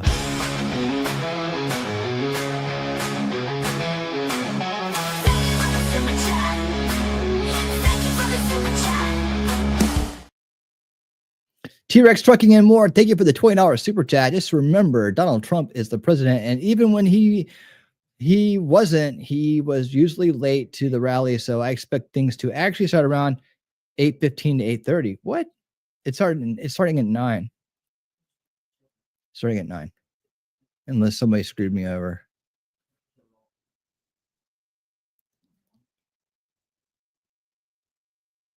People are there. Here, hold on. Well, we'll cut the story short because people are starting to pile in, and we can watch them piling in. How about that? How about we do that, guys? Let's get everybody excited. Look at all the people. Look at all of them. I got. Whoa, it's noisy. I got ABC News, 9 minutes of the speech, and I got RBN. I like to take care of RSBN because they're good people. But oh yeah, that's right. T-Rex is in Central Time Zone. Whoever has a cleaner picture, I'm okay with it. The only thing about right side is they like to throw up ads in the middle of. Oh, sorry. They like to throw up ads in the middle of the speech, which is fine because they're independent. Hey, Outpost, how you doing? I know. Talk normal, T-Rex. Thank you, Dose, for everything. All right, here we go. I read an article on PJ Media about some of the special guests from Florist, First Lady of the United States, the FLOTUS, she floats. Exciting times. Exciting times indeed. Let's see. Central time too. Okay, a lot of central timers. Good to know. A lot of central timers.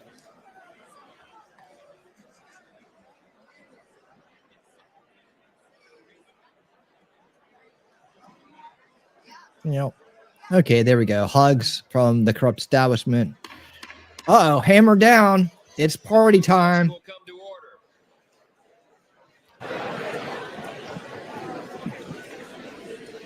The Don't chair make me hammer appoints it as again. members of the committee on the part of the House to escort the President of the United States into the chamber the following. The gentleman from Louisiana, Mr. Scalise. The gentleman from Minnesota, Mr. Emmer. The gentlewoman from Michigan, Mrs. McClain. The gentleman from North Carolina, Mr. Hudson. The gentleman from Pennsylvania, Mr. Reschenthaler. The gentleman from Utah, Mr. Moore. The gentlewoman from Indiana, Mrs. Houchin. The gentleman from You know what I'm talking Oklahoma, about? Mr. Hearn. The gentleman from New York, Mr. Jeffries. The gentlewoman from Massachusetts, Ms. Clark. The gentleman from California, Mr. Aguilar. The gentleman from California, Mr. Liu. The gentleman from Colorado, Mr. Nagus. The gentlewoman from Trump book. Washington, Ms. Delbene. The gentlewoman from Michigan, Mrs. Dingle. The President of the Senate, at the direction of that body, appoints the following senators as members of the committee on the part of the Senate to escort the President of the United States into the House chamber. The Senator from South Dakota, Mr. Thune. The Senator from Wyoming, Mr. Barrasso. The Senator from Arkansas, Mr. Cotton. The Senator from Oklahoma, Mr. Lankford. The Senator from West Virginia, Mrs. Capito. The Senator from South Carolina, Mr. Scott. The Senator from New York, Mr. Schumer. The Senator from Illinois, Mr. Durbin. The Senator from Minnesota, Ms. Klobuchar. The Boo. Senator from New Jersey, Mr. Booker. The Boo. Senator from Wisconsin, Ms. Baldwin. The outside. The members of the escort committee will exit the chamber through the lobby doors. Oh, there's the pinkies. There's pinkies. I see pinkies. Oh, but Pocahontas wore turquoise. You can't miss that mug from anywhere. Looks like a man.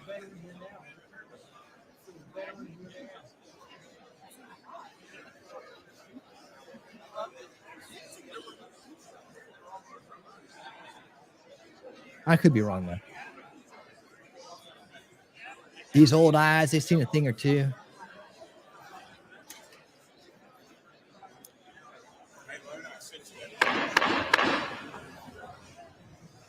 Mr. Speaker, the Dean of the Diplomatic Corps. Uh-oh.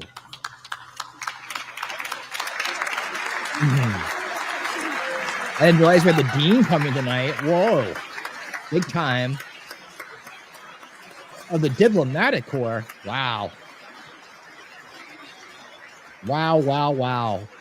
What a night it's going to be.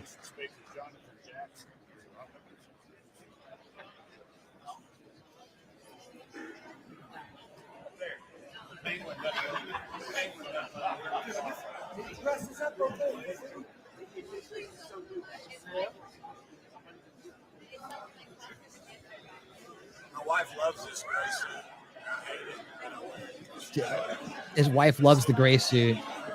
My wife loves your gray suit. People are talking about what they're wearing, I can hear. Hot mic moments coming up. Make sure you tell your friends we're all hanging out. We love it when you're hanging out.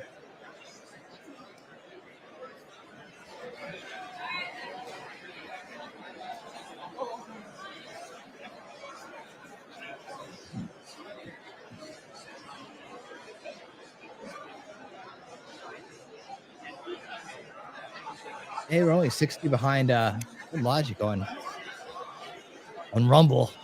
My friend. Hang here. Hard member, what's up, man? Dinner Blizzards. Dun, dun, dun, dun, dun, dun, dun. What's up?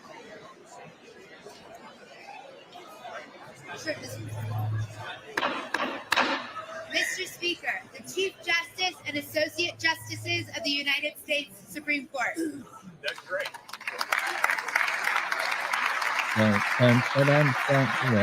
Wait.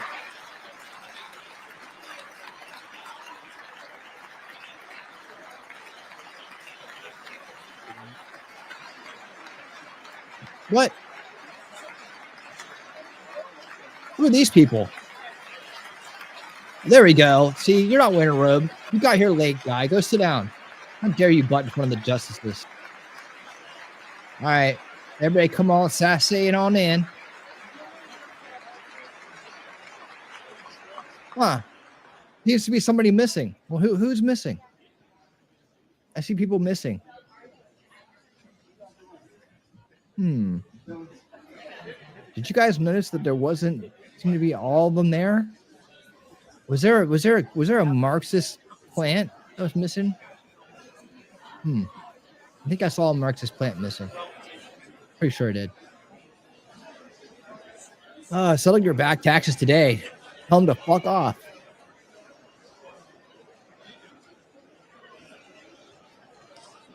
You can start.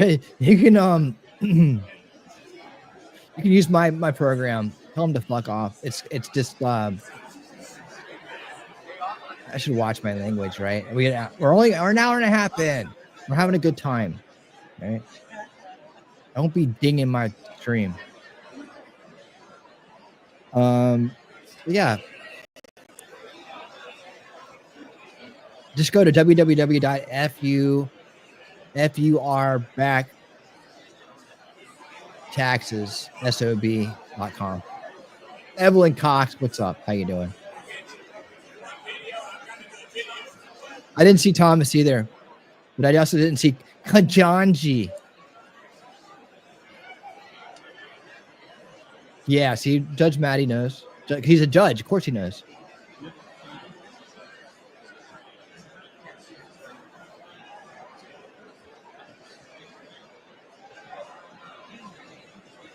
All right. Everybody chilling. Excitement brewing.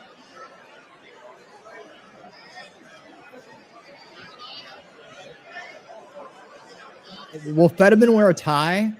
Or will he gonna be? Is gonna Adam Sandler the congressional address? Has anybody ever seen Fetterman wear a tie? Can't mess the brand up. I mean, I understand branding. Believe me, I understand it.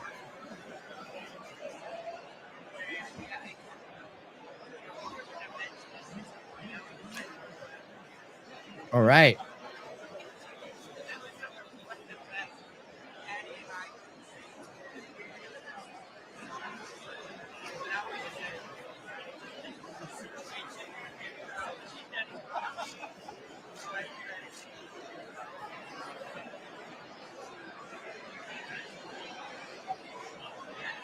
Oh, look at all the mind control victims and the useful idiots. A corrupt establishment is in the house. Here's the people that they probably got some of that 20 million, didn't they? Huh? I don't know why it's so loud for me. They probably got some of that 20 million. I mean, the 520 million. That's what they can afford all those pink clothes. Right?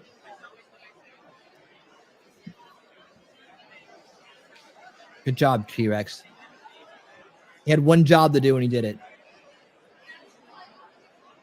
Yeah, you know, it's look around.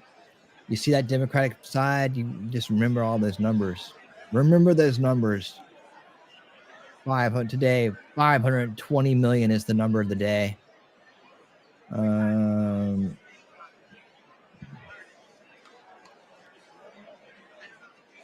Wolfram, thank you so much. Remember, guys, listen to the Wolf. He knows what he's talking about. It's not just a saying, it's for real, right? All right, there we go. People are listening to the Wolf as we speak. Love it. Thank you guys so much.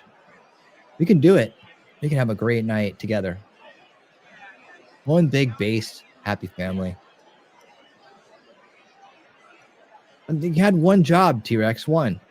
You know, you can't ask for it. You get to figure it out.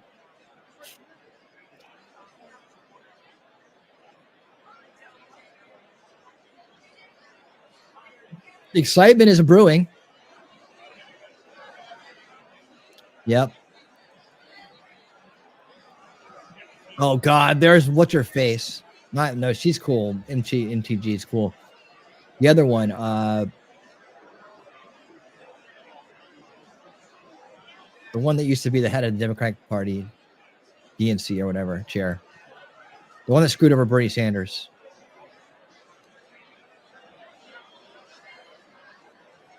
I always forget her name because she's forgettable. She's nobody. She's just a corrupt individual taking your money, stuffing it in her fat pink pockets. Hey, Serene Pickle, what's up? How you doing? Oh, there's somebody else stuffing your money in her fat pink pockets right there. The drunkest lady in the house. Is she ordering a martini? Oh, Jesus Christ. Oh, my God.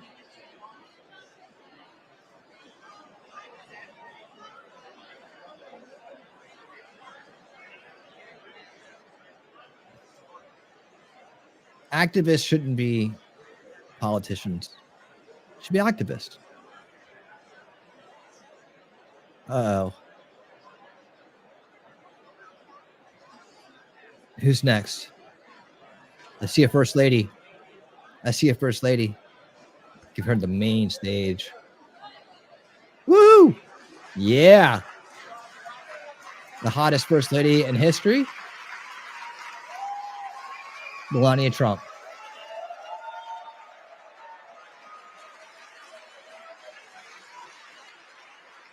I will. Don't you worry about that.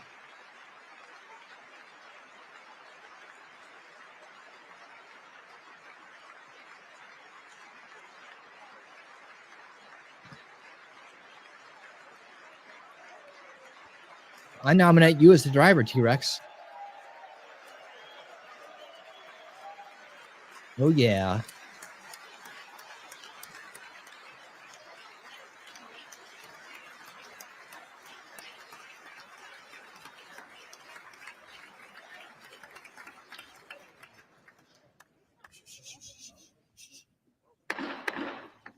Mr. Speaker, the President's Cabinet.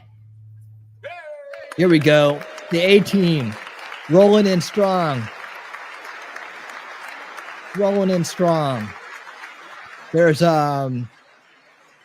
Marco on the front there. The first Vulcan to hold a cabinet position. We're proud to have him. He's extremely logical. He's come a long ways. There's Bissett, the Treasury Secretary, right behind Mr. Marco. There's Pete Hegseth, the Secretary of Defense, right behind Mr. Bissett. I think I see Pam Bondi behind Pete Hegseth. I know all these people now. Very elegant, yes. They're walking in very hotness and class, yes. She's talking about me, I guess. So here we go. Bondi, babe, yeah, there you go. There's Bobby Kennedy, shaking hands, making America great again. There he is. Oh, the guy in front of him I know. I just can't remember his name. I don't know why. I guess it's bad for me. Oh, Pete, just turn around and knock out Adam Schiff. He's right there. Just turn around, just backhand him. Backhand him. Ah, man, that would have been so great. You can still backhand that guy. Sitting down. What's his name? Lutnick. Thank you. Hard to remember. Lutnick. That's it. Yes. There we go. Oh, yeah. There is Kristi Noem. Now, there's the debate still out. Who is the hottest? She's up there. She's up there in the cabinet. We all know who the ladies like the most, so we don't have to go into that. We all know it's Pete. But you know, you got a lot of very fine ladies making America great again in the cabinet to choose from, guys. Who do you think is the hottest cabinet member on the female side? Again, I mean, well, ladies, was there a competition, or does Pete just run away with it? You like Lee Zeldin? Hold on, Nacho, you got a thing for Lee Zeldin? Is that right? Oh, you're more into RFK Jr.? It's the eyes. You like blue eyes, do you? They're a weakness of you, you say. Is it a weakness?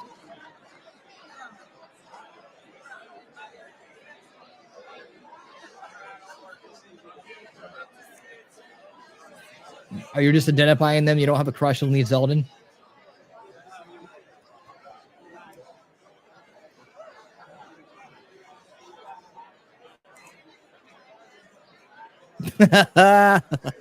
I got you. Nacho. All right. So should we do a poll? We'll do some polls here. Okay.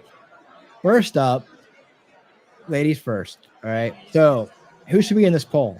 Hold on. I'll add everybody in here. Ladies.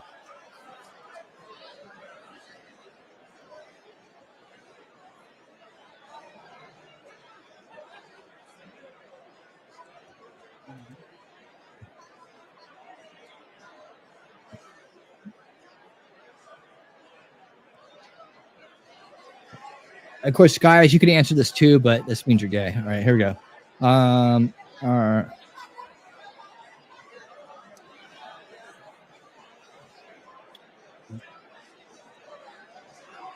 Okay, give me. I think I can have 4 options. I know Nacho wants me to put Lee Zeldin in there. Who else? Is there one more we can throw in here? I only get 4. This is your chance to be part of the stream.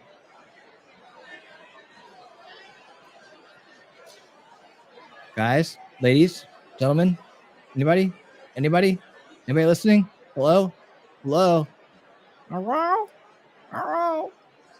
Dance? No, he's not on the cabinet. He's not on the cabinet. We need some people on the cabinet. We're going.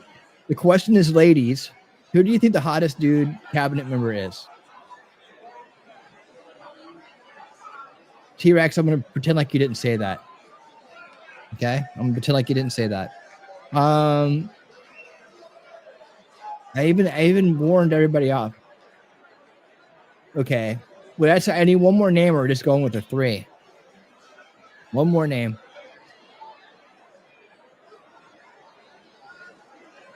I know, I'm putting a poll together. I need another name.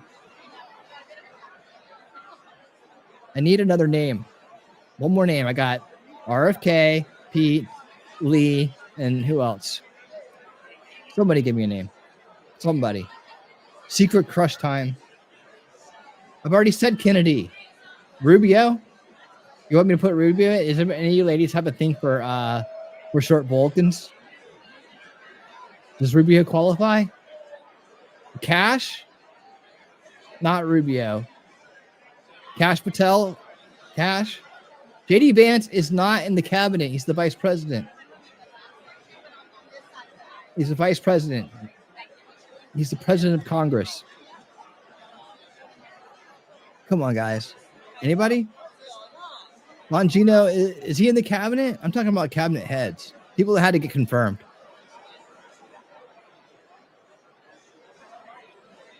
Am I going to put Letnick? Put Cash?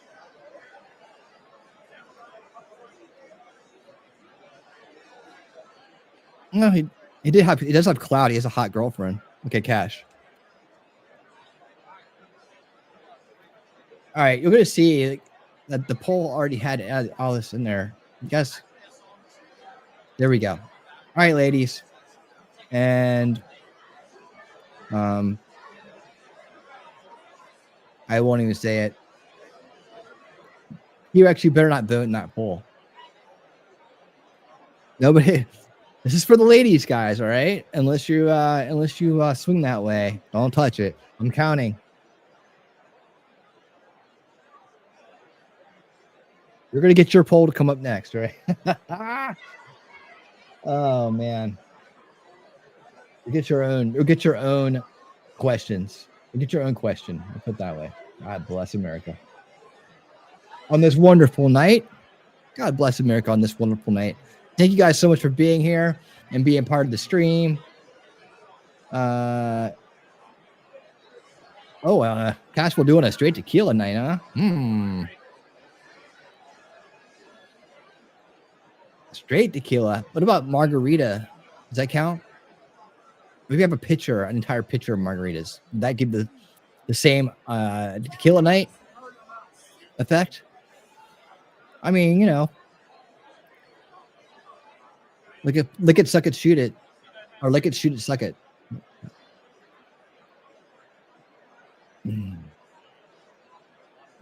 Catch Scott.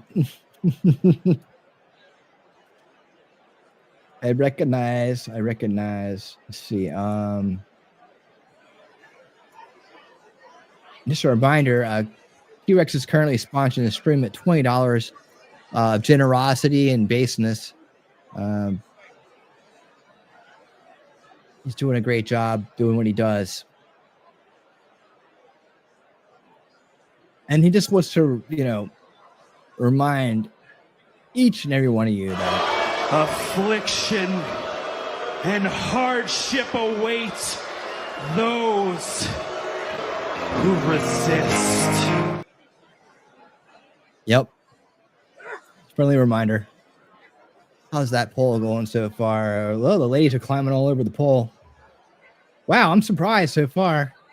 I am surprised with 12 votes. RFK Jr. is way out in front. That's not who I would have picked. And if someone asked me what the ladies would have picked, I would have picked that they would like Pete, but maybe not. Maybe not. I am being surprised as we go here.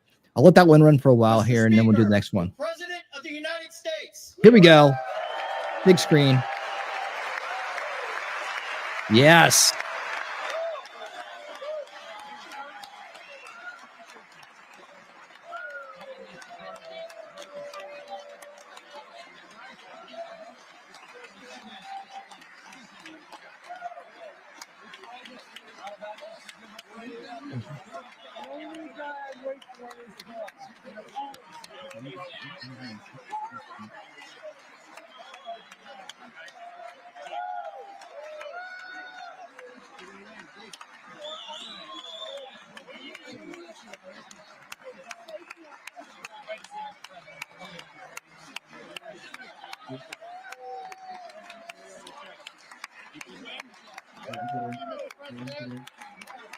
Oh, that wasn't Warren in the turquoise. It's someone who looks like it. Oh, she's got a sign. I see a sign. From there, look at that. Woohoo! Nice. Ha ha ha. Suck it. You stand there and suck it. You see that guy? Who's this dude over here? This guy clapping? Based. He reached over and ripped that sign out of that Amazon's hands.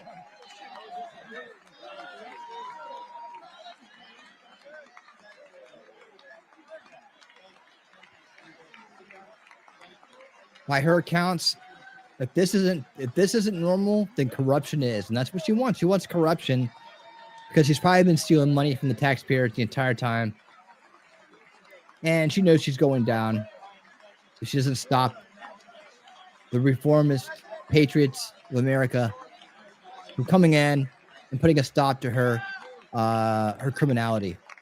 So yeah, for her, it's not normal. She's used to getting away with criminality. That guy is really tall. Was he standing on a box?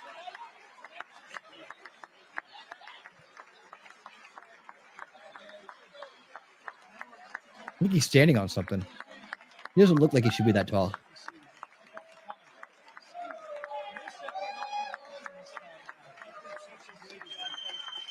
All right.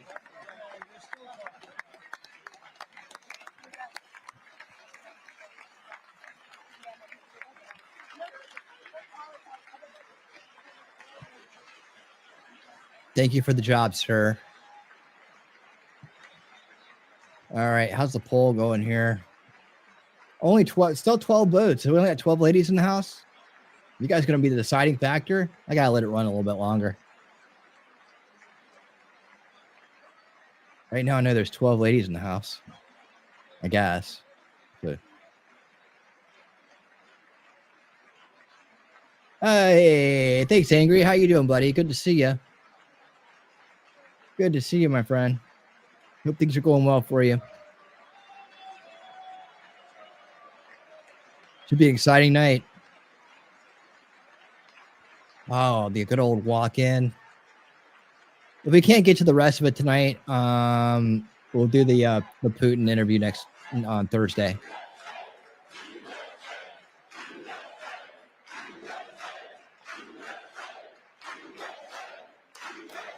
Look, that lady kind of looks like Shinny.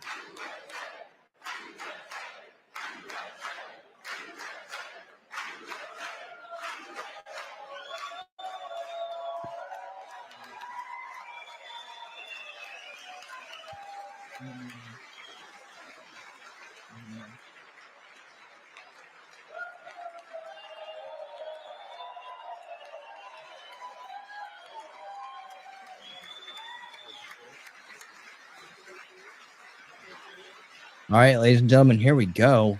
The big moment you've been waiting for. All ears on our president.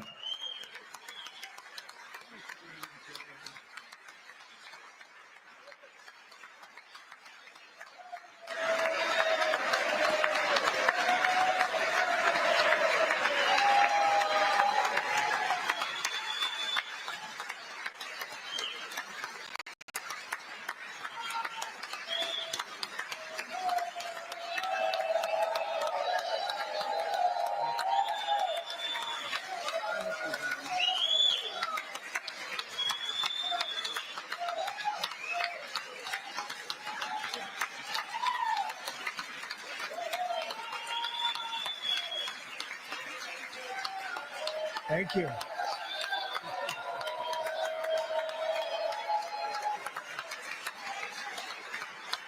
Rock and roll, Cowboys. Let's roll. Is that Matt Walsh?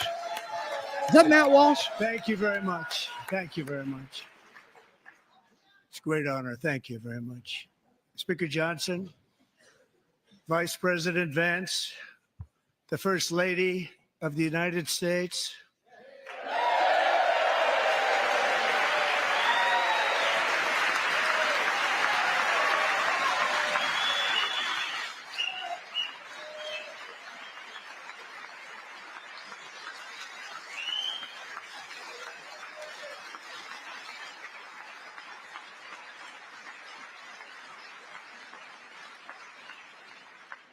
members of the United States Congress, thank you very much.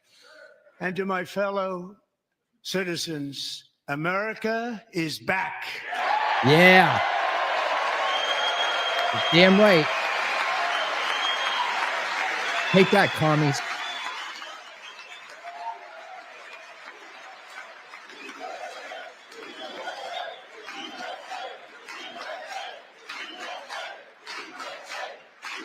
Look at all the commies sitting down. They hate America.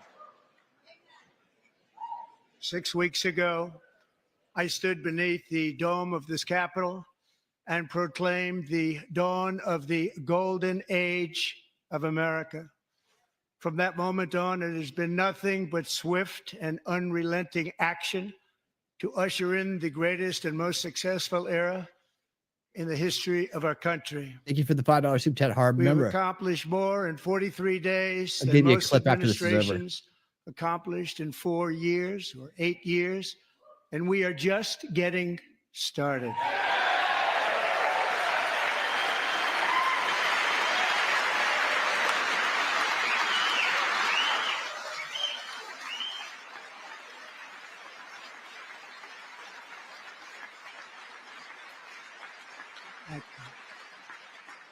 I return to this chamber tonight to report that America's momentum is back, Our spirit is back, our pride is back, our confidence is back, and the American dream is surging bigger and better than ever before.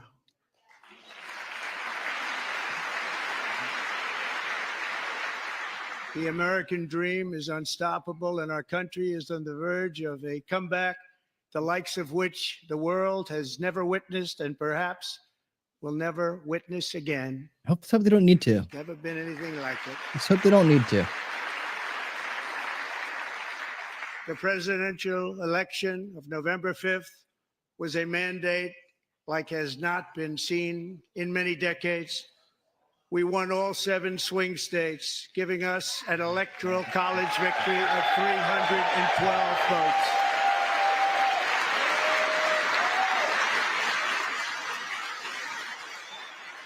Just a reminder, Democrats, you lost.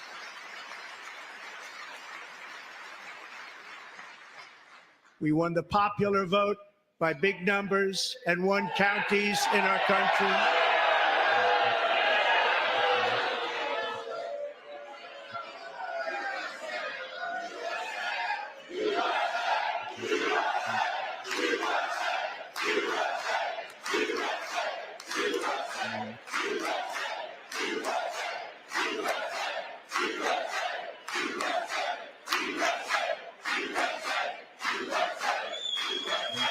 And won counties in our country, 2,700 to 525, on a map that reads almost completely red for Republican.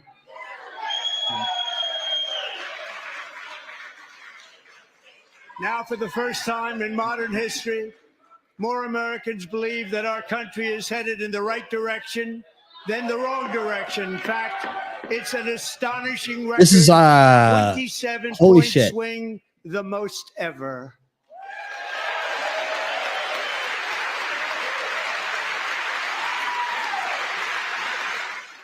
Okay. We just got the stuff today, so give them a minute. Likewise, small business optimism saw its single largest one-month gain ever recorded, a 41-point This isn't going well. Members are directed to uphold and maintain decorum in the House and to cease any further disruptions. That's your warning. Throw them out. Throw them out. Members are engaging in willful and continuing breach of Cavemen decorum, aren't and allowed the chair in. is prepared to direct the Sergeant at Arms to restore order to the joint session. Yep. Here comes their optics. Ain't gonna work. Ain't gonna work, guys. Don't do it. Not gonna go well for you. Nope. Well, sit your old ass down. Mr. Green, take your seat. Take your seat, sir. Take your seat. Finding that members continue to engage in willful and concerted disruption of proper decorum, the chair now directs the Sergeant at Arms to restore order. Yeah. Remove this gentleman from the chamber. Get your ass out. Go wash that greasy hair. Go on. Get. Go on. Get. Go on and get.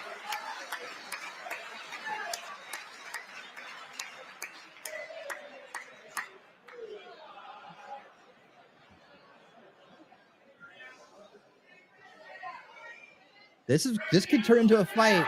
We're gonna win. Yeah, get your ugly ass out of here. Members are directed to uphold and maintain decorum in the House. Mr. President, you continue. Go. Thank you. Over the past 6 weeks, I have signed nearly 100 executive orders and taken more than 400 executive actions, a record to restore common sense, safety, optimism, and wealth all across our wonderful land. The people elected me to do the job, and I'm doing it.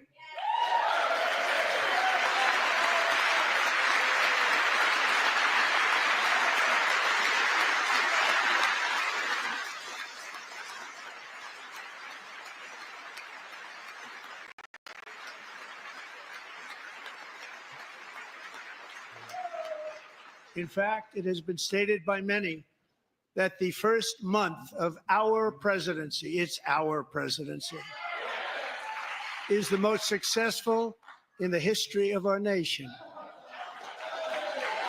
By many.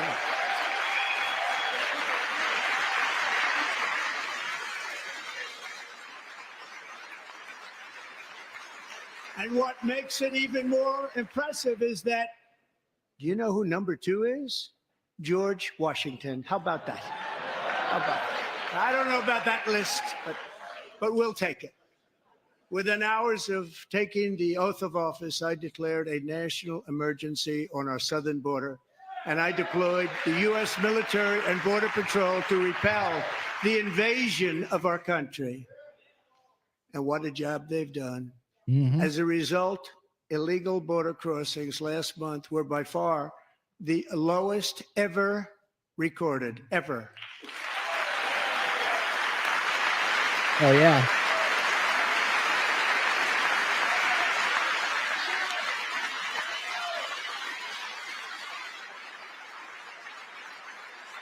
They heard my words and they chose not to come. Much easier that way. Yep. In comparison, under Joe Biden, the worst president in American history, Yep. there were hundreds of thousands of illegal crossings a month. And virtually all of them, including murderers, drug dealers, gang members, and people from mental institutions and insane asylums, were released into our country. Who would want to do that? This is my 5th such speech to Congress. And once again, I look at the Democrats in front of me, and I realize there is absolutely nothing I can say to make them happy or to make them stand or smile or applaud. Nothing I can do. I could find a cure to the most devastating disease, a disease that would wipe out entire nations, or announce the answers to the greatest economy in history, or the stoppage of crime to the lowest levels ever recorded.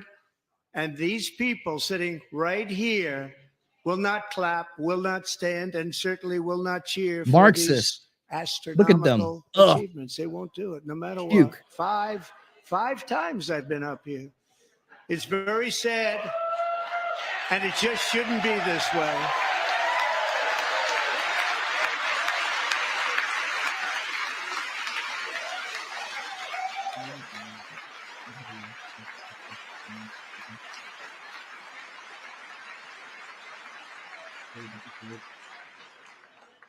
So Democrats sitting before me, for just this Cope one and night, Steve. why not join us in celebrating so many incredible wins for America?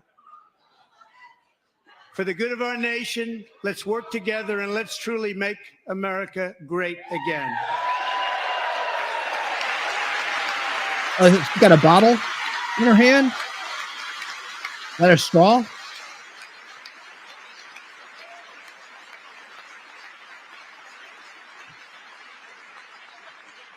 Every day, my administration is fighting to deliver the change America needs to bring a future that America deserves, and we're doing it. This is a time for big dreams and bold action. Upon taking office, I imposed an immediate freeze on all federal hiring, a freeze on all new federal regulations, and a freeze on all foreign aid. We know you voted for Lee Zeldin. Nobody voted for Lee Zeldin. I terminated the All right. ridiculous Green New Scam. I withdrew from the unfair Paris Climate Accord, I'll do it which this was way. costing us trillions of dollars that other countries were not paying. I withdrew from the corrupt World Health Organization. Woo! Hell yeah. And I also withdrew from the anti-American UN Human Rights Council.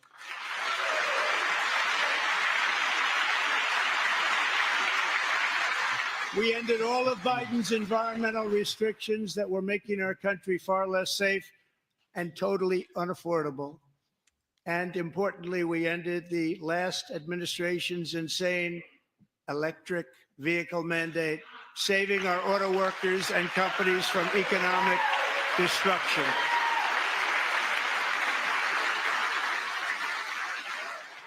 And taking back the corrupt money laundering operations hidden behind those To mandates. unshackle our economy, I have directed that for every one new regulation, 10 old regulations must be eliminated, just like I did in my And very at least 10 money successful laundering first operations. term.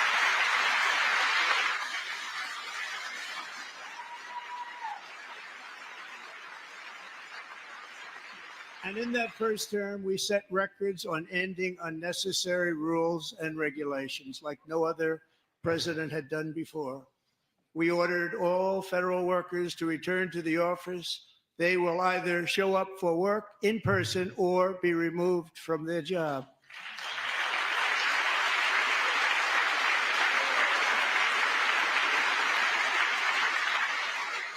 It's your Trump knife.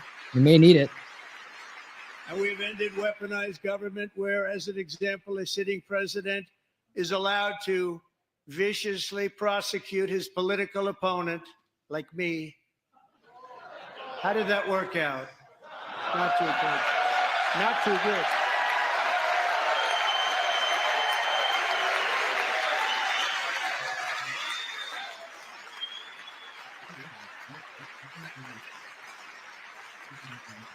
And I have stopped all government censorship and brought back free speech in America. It's back. Hear that, retards? Well, we're hoping that we have a solution culture, Thomas.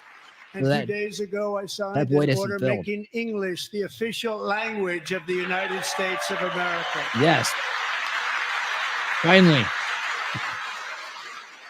I can't believe it wasn't already the official language. That's crazy. I renamed the Gulf of Mexico the Gulf of America.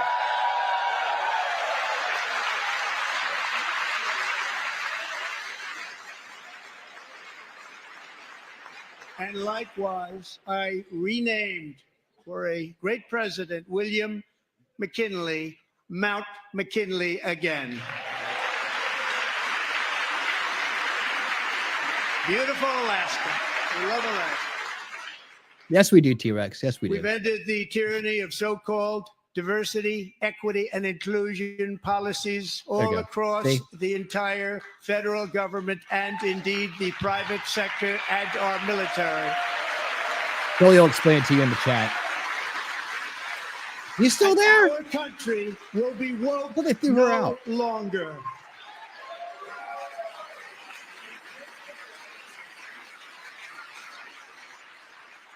We believe that whether you are a doctor, an accountant, a lawyer, or an air traffic controller, you should be hired and promoted based on skill and competence, not race or gender. That's right. Very important. Take that, you communist. Take that, cultural Marxist. You should be Oh, hired God. I hate that guy. based on merit.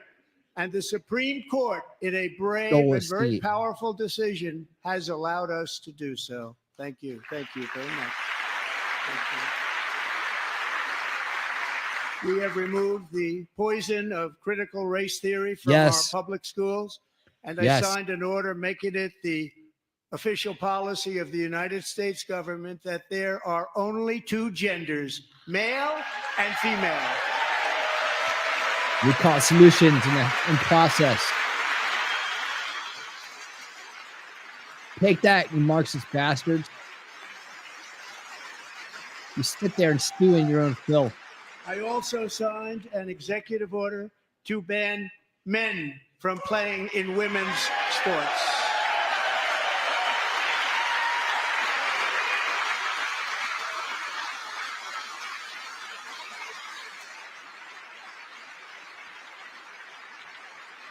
Three years ago, Peyton McNabb was an all-star high school athlete, one of the best, preparing for a future in college sports. But when her girls' volleyball match was invaded by a male, he smashed the ball so hard in Peyton's face, causing traumatic brain injury, partially paralyzing her right side and ending her athletic career. It was a shot like she's never seen before. She's never seen anything like it. Peyton is here tonight in the gallery, and Peyton, from now on, schools will kick the men off the girls' team, or they will lose all federal funding.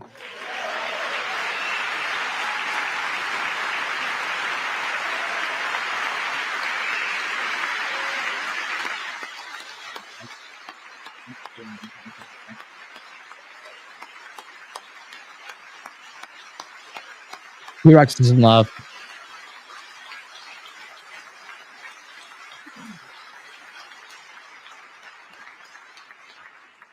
And if you really want to see numbers, just take a Well, look yeah, at we can what give them that. happened in the women's boxing, weightlifting, track and field, swimming, or Let's give them the Gulf of cycling, California. where a male recently finished a long-distance race 5 hours and 14 minutes ahead of a woman for a new record by 5 hours. Broke the record by 5 hours.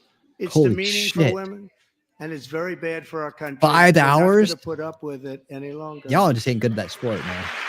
Sorry to say it. 5 hours? Holy shit.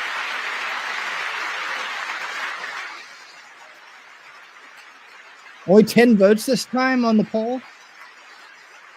Come on, ladies. What I have just described is only a This new small poll out. fraction of the common sense revolution that is now, because of us, sweeping the Get on that entire poll, world. ladies. Common sense has become a common theme, and we will never go back. Never. Never going to let that happen. Among my very highest priorities is to rescue our economy and get dramatic and immediate relief to working families. As you know, we inherited from the last administration an economic catastrophe and an inflation nightmare. Their policies drove up energy prices, pushed up grocery costs, and drove the necessities of life out of reach for millions and millions of Americans. They've never had anything like it. We suffered the worst inflation in 48 years, but perhaps even in the history of our country. They're not sure. As president, I'm fighting every day to reverse this damage and make America affordable again.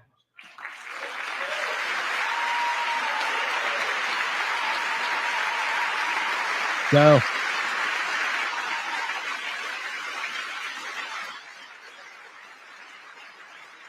Joe Biden especially let the price of eggs get out of control. Point at The them. egg prices out of control. Troll them. And we're working hard to get it back down. Secretary, do a good job on that. You inherited a total mess from the previous administration. Do a good job.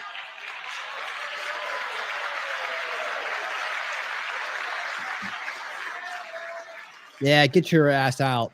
A major focus of our fight to defeat inflation is rapidly reducing the cost of energy. The previous administration cut the number of new oil and gas leases by 95%, slowed pipeline construction to a halt, and closed more than 100 power plants. We are opening up many of those power plants right now. Go.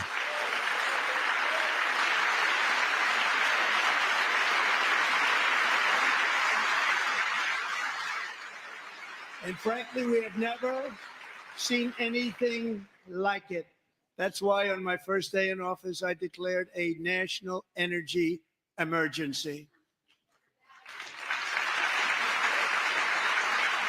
As you've heard me say many times, we have more liquid gold under our feet than any nation on earth, and by far. And now I fully authorize the most talented team ever assembled to go and get it. It's called Drill, Baby, Drill. Go.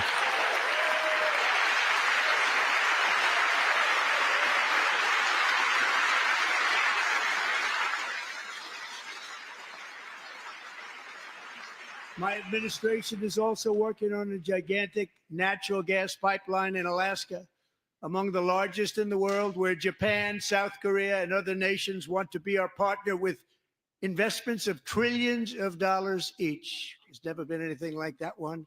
It will be truly spectacular. It's all set to go. The permitting is gotten. And later this week, I will also take historic action to dramatically expand production of critical minerals and rare earths here in the USA.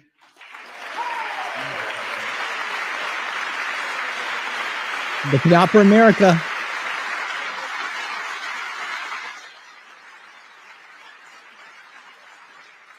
To further combat inflation, we will not only be reducing the cost of energy, but will be ending the flagrant waste of taxpayer dollars.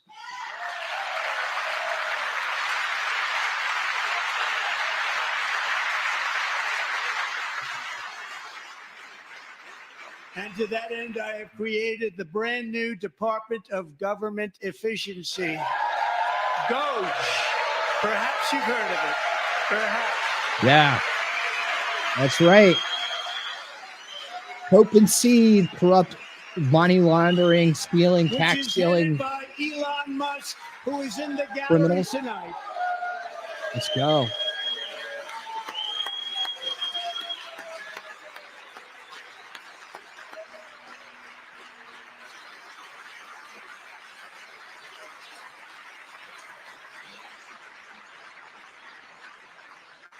Thank you, Elon. He's working very hard. He didn't need this.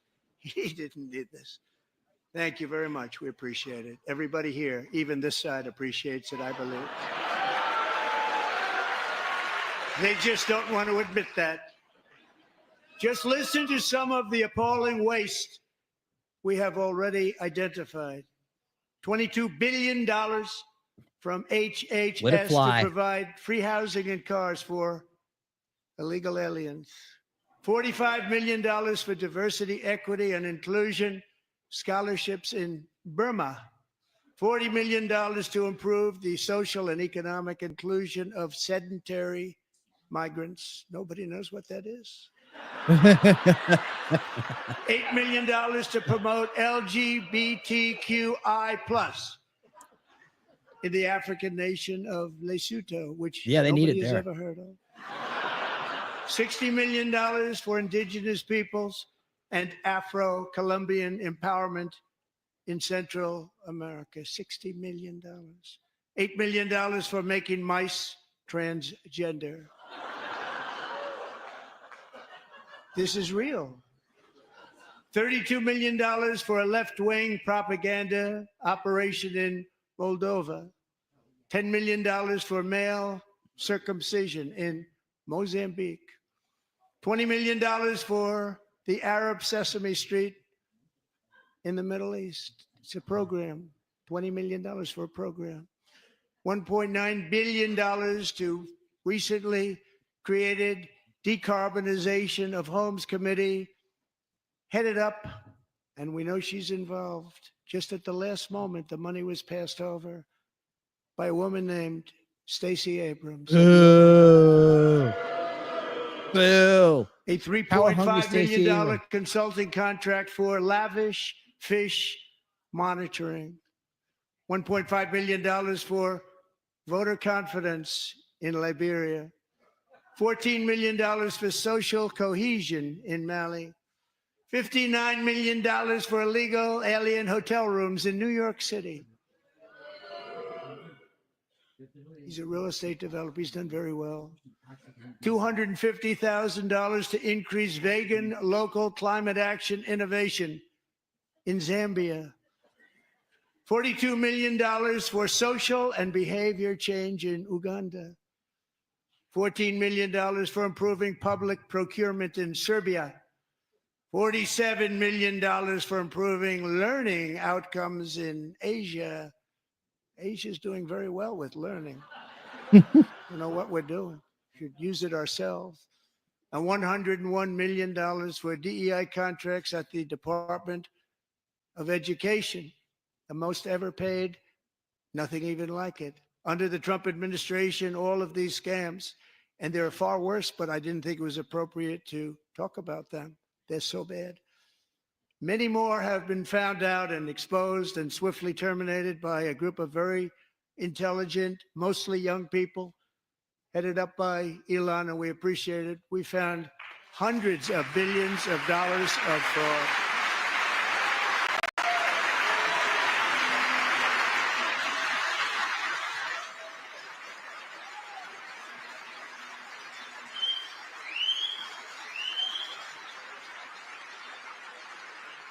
And we've taken back the money and reduced our debt to fight inflation and other things.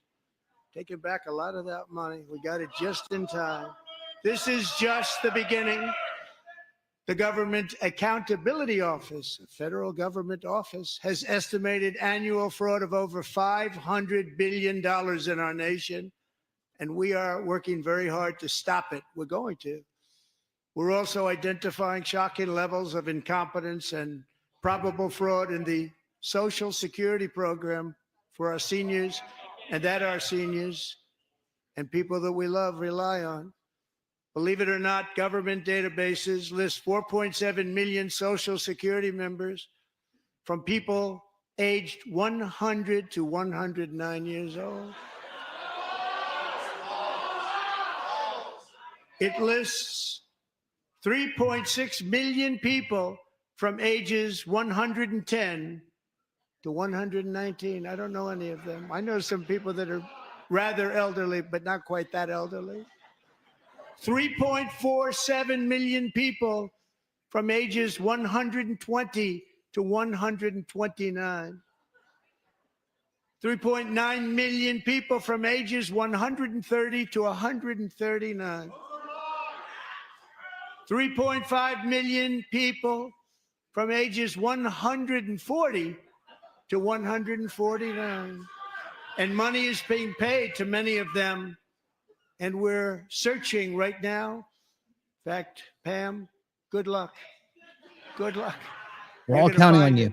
But a lot of money is paid out to people because it just keeps getting paid, and nobody does. And it really hurts Social Security and hurts our country. 1.3 million people from ages 150 to 159, and over 130,000 people, according to the Social Security databases, are age over 160 years old. We have a healthier country than I thought, Bobby.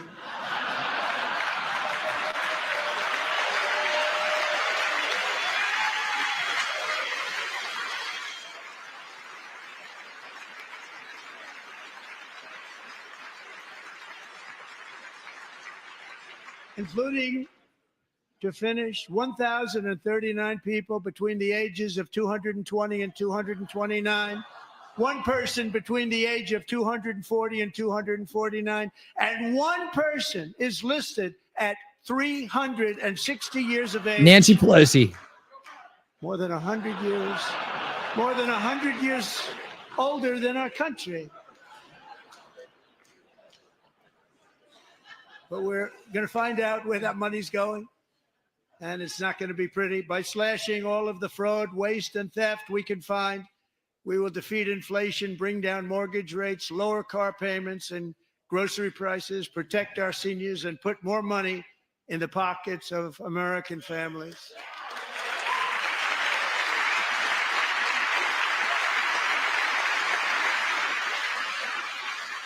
I know I spelled Chrissy's name wrong. Didn't change anything. And today, interest rates took a beautiful drop, big, beautiful drop. It's about time. And in the near future, I want to do what has not been done in 24 years, balance the federal budget. We're going to balance it. Just pick one and T-Rex. Just pick one. Or you can get on your stock account and pick both of them. There you go.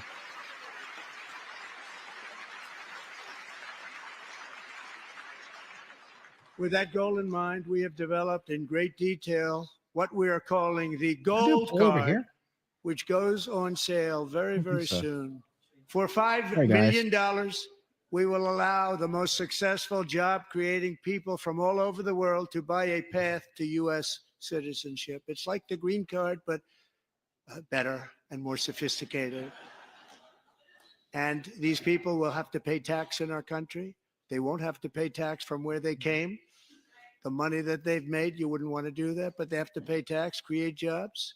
They'll also be taking people out of colleges and paying for them so that we can keep them in our country instead of having them being forced out.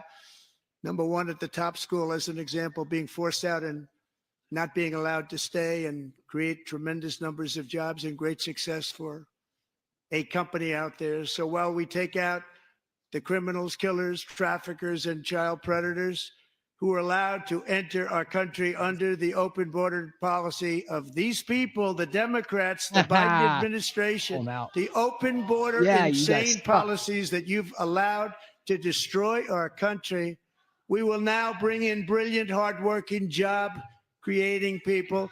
They're going to pay a lot of money, and we're going to reduce our debt with that money. Right. Open speed, commies.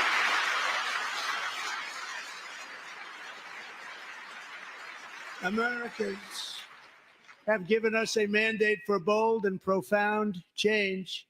For nearly 100 years, the federal bureaucracy has grown until it has crushed our freedoms, ballooned our deficits, and held back America's potential in every possible way. The nation founded by pioneers and risk takers now drowns under millions and millions of pages of regulations and debt. Approvals that should take 10 days to get instead take 10 years, 15 years, and even 20 years before you're rejected. Meanwhile, we have hundreds of thousands of federal workers who have not been showing up to work. My administration will reclaim power from this unaccountable bureaucracy, and we will restore true democracy to America again.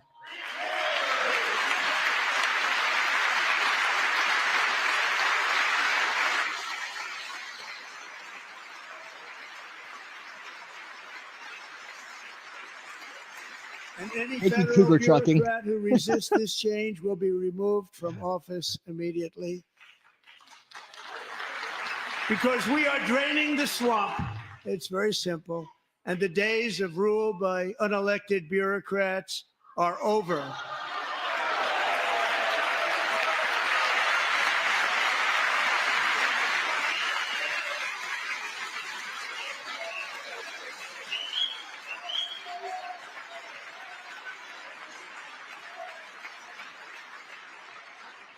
And the next phase of our plan to deliver the greatest economy in history is for this Congress to pass tax cuts for everybody. They're in there. They're waiting for you to vote.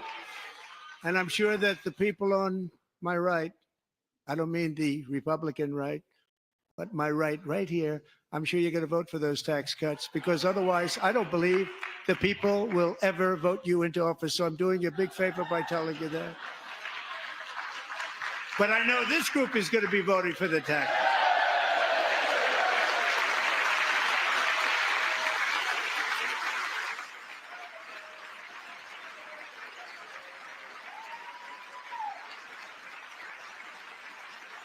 Thank you.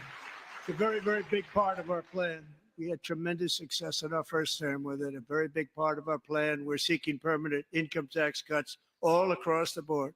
And to get urgently needed relief to Americans hit especially hard by inflation, I'm calling for no tax on tips, no tax on overtime, and no tax on Social Security benefits for our great seniors.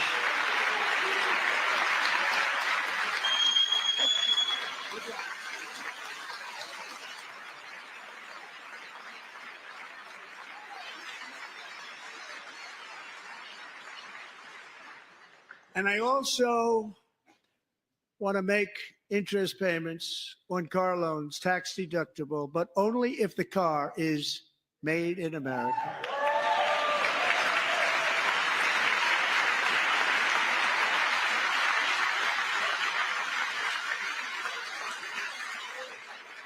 And by the way, we're going to have growth in the auto industry like nobody's ever seen. Plants are opening up all over the place. Deals are being made. Never seen. That's a combination of the election win and tariffs. It's a beautiful word, isn't it?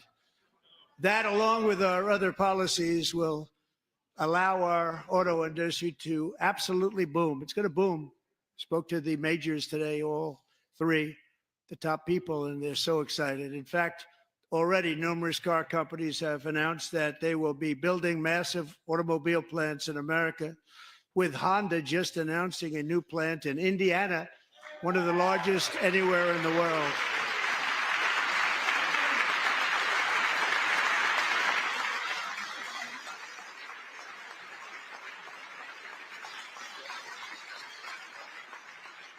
And this has taken place since our great victory on November 5th, a date which will hopefully go down as one of the most important in the history of our country.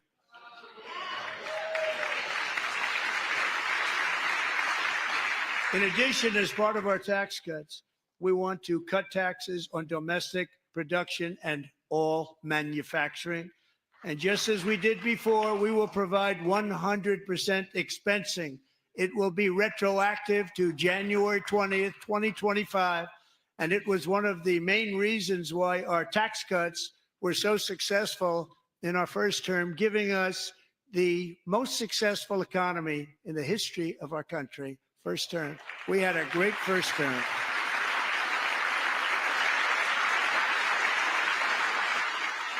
If you don't make your product in America, however, under the Trump administration, you will pay a tariff, and in some cases, a rather large one.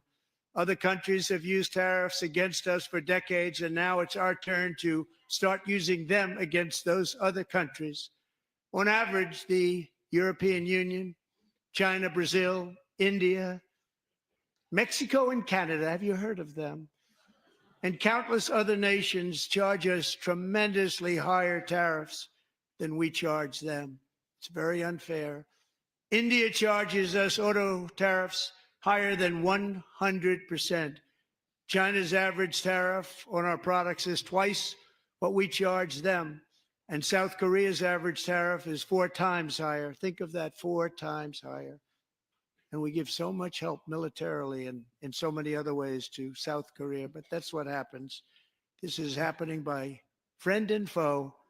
This system is not fair to the United States and never was. And so on April 2nd, I wanted to make it April 1st, but I didn't want to be accused of April Fool's Day. That's not, just one day cost us a lot of money. But we're going to do it in April. I'm a very superstitious person.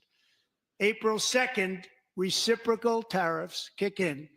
And whatever they tariff us, other countries, we will tariff them. That's reciprocal, back and forth. Whatever they tax us, we will tax them. If they do non-monetary tariffs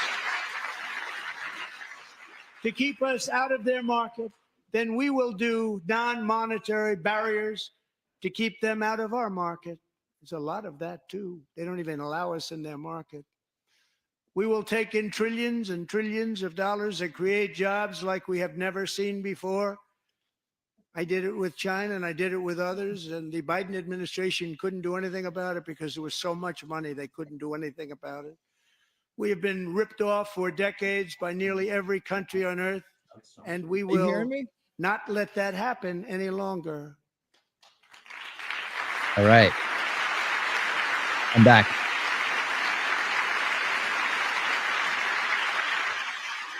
Much has been said over the last 3 months about Mexico and Canada, but we have very large deficits with both of them. But even more importantly, they've allowed fentanyl to come into our country at levels never seen before, killing hundreds of thousands of our citizens and many very young, beautiful people, destroying families. Nobody's ever seen anything like it. They are, in effect, receiving subsidies of hundreds of billions of dollars. We pay subsidies to Canada and to Mexico of hundreds of billions of dollars, and the United States will not be doing that any longer. We're not going to do it any longer.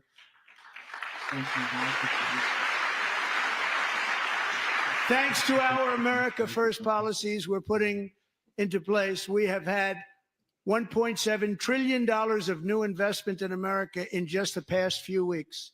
The combination of the election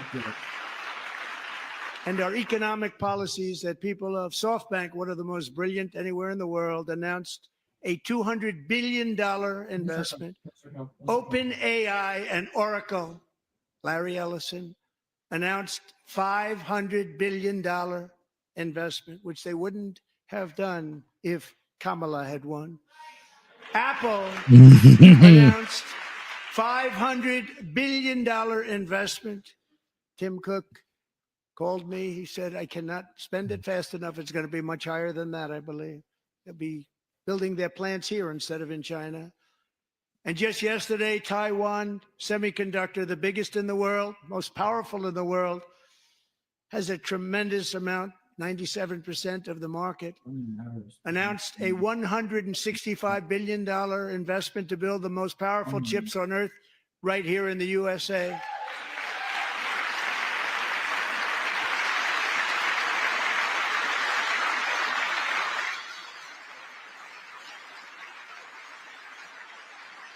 And we're not giving them any money. Your CHIPS Act is a horrible, horrible thing. We give hundreds of billions of dollars, and it doesn't mean a thing. They take our money and they don't spend it.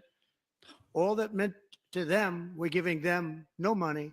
All that was important to them was they didn't want to pay the tariffs, so they came and they're building, and many other companies are coming.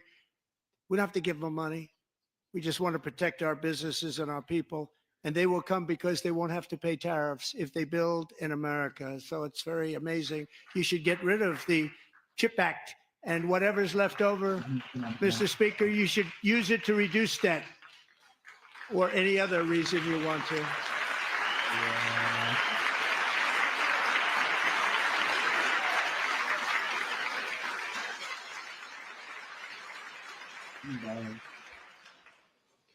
Our new trade policy will also be great for the American farmer. I love the farmer. Who will now be selling into our home market, the USA, because nobody is going to be able to compete with you. Because there's goods that come in from other countries and companies.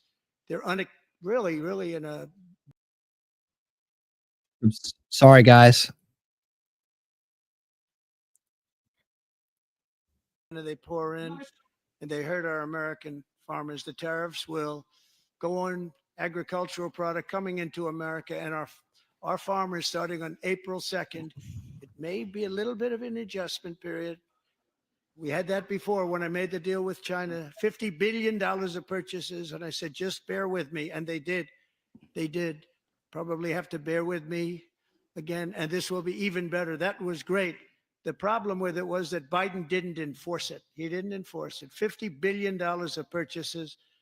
They were doing great, but Biden did not enforce it, and it hurt our farmers. But our farmers are going to have a field day right now. So to our farmers, have a lot of fun. I love you too. I love you too. It's all going to happen.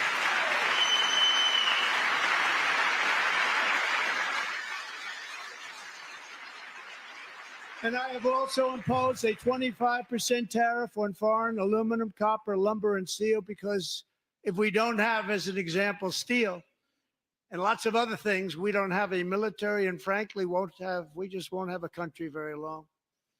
Here today is a proud American steelworker, fantastic person from Decatur, Alabama, Jeff Denard. Has been working at the same steel plant for 27 years in a job that has allowed him to serve as the captain of his local volunteer fire department, raise 7 children with his beautiful wife, Nicole, and over the years provide a loving home for more than 40 foster children. So great, Jeff.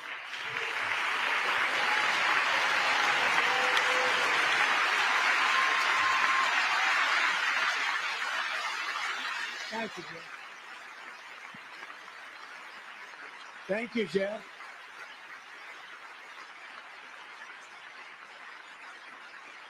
Stories like Jeff's remind us that tariffs are not just about protecting American jobs. They're about protecting the soul of our country. Tariffs are about making America rich again and making America great again, and it's happening, and it will happen rather quickly. There'll be a little disturbance, but we're okay with that. It won't be much. No, you're not. Oh. And look where Biden took us, very low, the lowest we've ever been. Jeff, I want to thank you very much.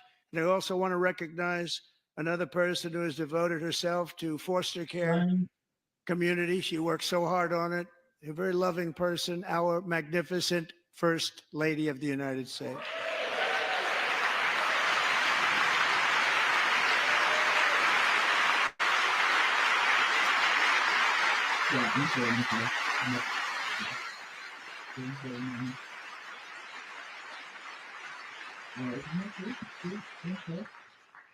Melania's work has yielded incredible results, helping prepare our nation's future leaders as they enter the workforce. Our First Lady is joined by two impressive young women, very impressive. Haley Ferguson, who benefited from the First Lady's Fostering the Future initiative and is poised to complete her education and become a teacher. And Elliston Berry, who became a victim of an illicit deepfake image produced by a peer.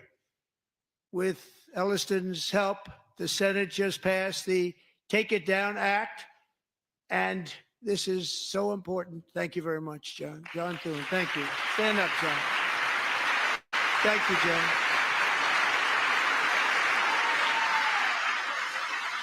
Thank you all very much.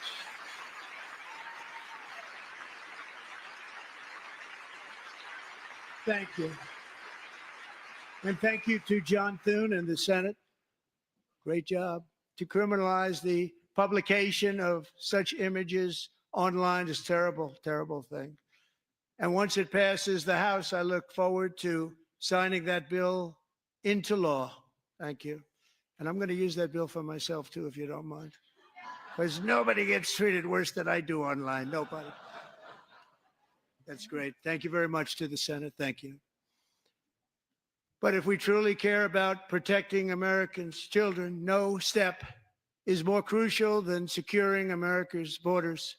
Over the past 4 years, 21 million people poured into the United States. Many of them were murderers, human traffickers, gang members, and other criminals from the streets of dangerous cities all throughout the world.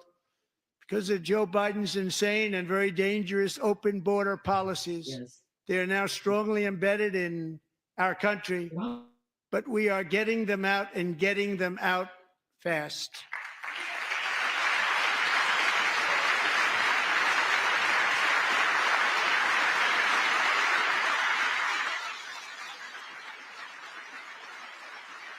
And I want to thank Tom Homan and Christy. I want to thank you and Paul of Border Patrol. I want to thank you. What a job they've all done. Everybody, Border Patrol, ICE, law enforcement in general is incredible. We have to take care of our law enforcement. Have to.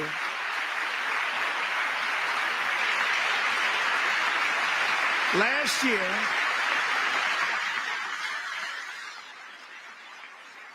a brilliant 22-year-old nursing student named Laken Riley, the best in her class, admired by everybody, went out for a jog on the campus of the University of Georgia. That morning, Laken was viciously attacked, assaulted, beaten, brutalized, and horrifically murdered. Laken was stolen from us by a savage illegal alien gang member who was arrested while trespassing across Biden's open southern border and then set loose into the United States under the heartless policies of that failed administration. It was indeed a failed administration. He had then been arrested and released in a Democrat-run sanctuary city, a disaster, before ending the life of this beautiful young angel. With us this evening are Laken's beloved mother, Allison, and her sister, Lauren.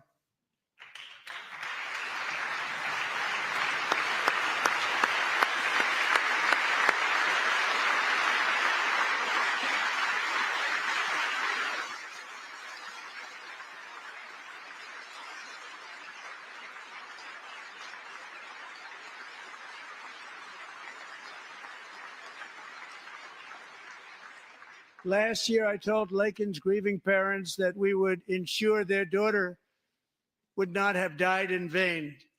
That's why the very first bill I signed into law as your 47th president mandates the detention of all dangerous criminal aliens who threaten public safety. It's a very strong, powerful act.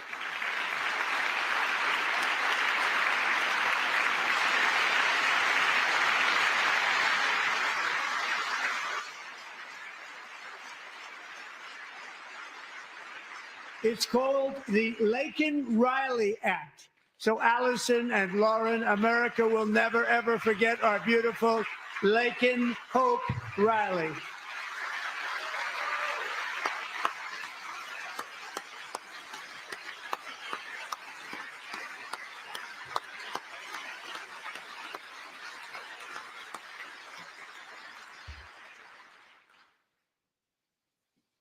Thank you very much. Since taking office, my administration has launched the most sweeping border and immigration crackdown in American history, and we quickly achieved the lowest numbers of illegal border crossers ever recorded. Thank you.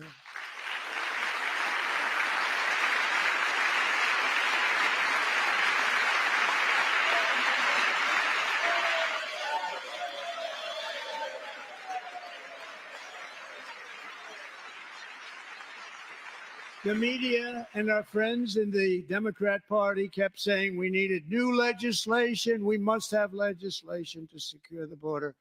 But it turned out that all we really needed was a new president.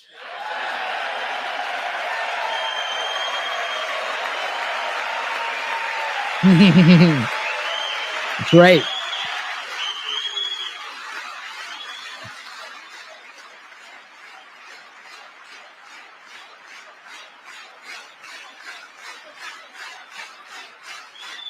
Mito, what's up?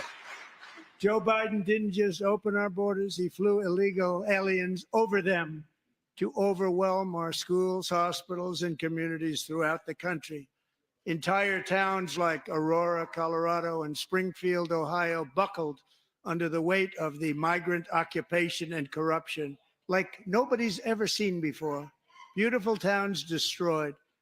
Now, just as I promised in my inaugural address, we are achieving the Good to see you, great brother. liberation of America.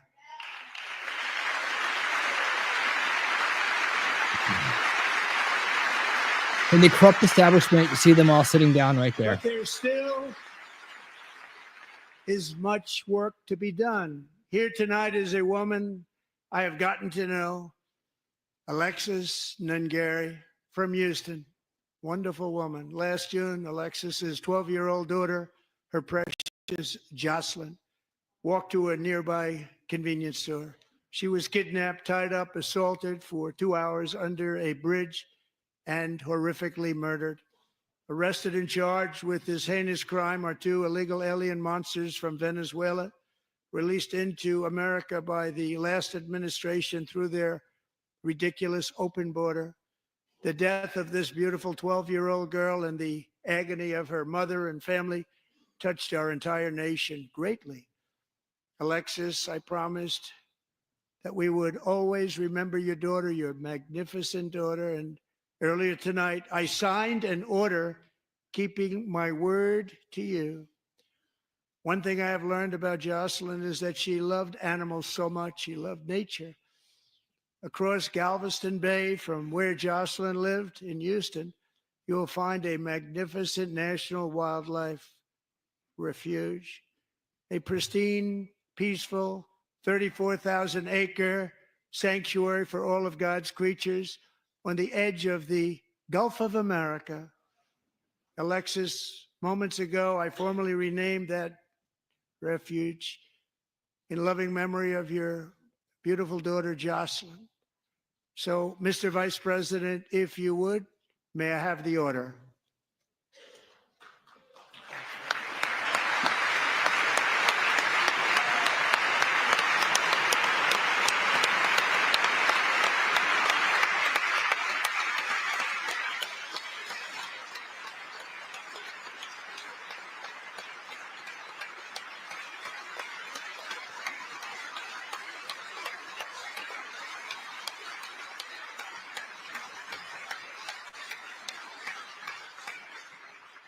Thank you very much.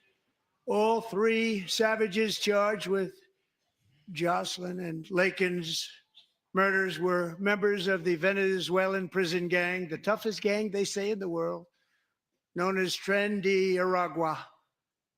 2 weeks ago, I officially designated this gang, along with MS-13 and the bloodthirsty Mexican drug cartels, as foreign terrorist organizations.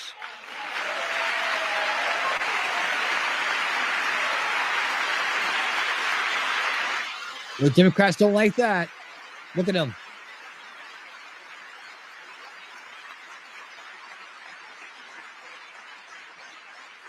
They are now officially in the same category as ISIS, and that's not good for them. Countless thousands of these terrorists were welcomed into the U.S. by the Biden administration. But now every last one will be rounded up and forcibly removed from our country, or, if they're too dangerous, put in jails, standing trial in this country, because we don't want them to come back ever. With us this evening is a warrior on the front lines of that battle, Border Patrol Agent Roberto Ortiz. Great guy.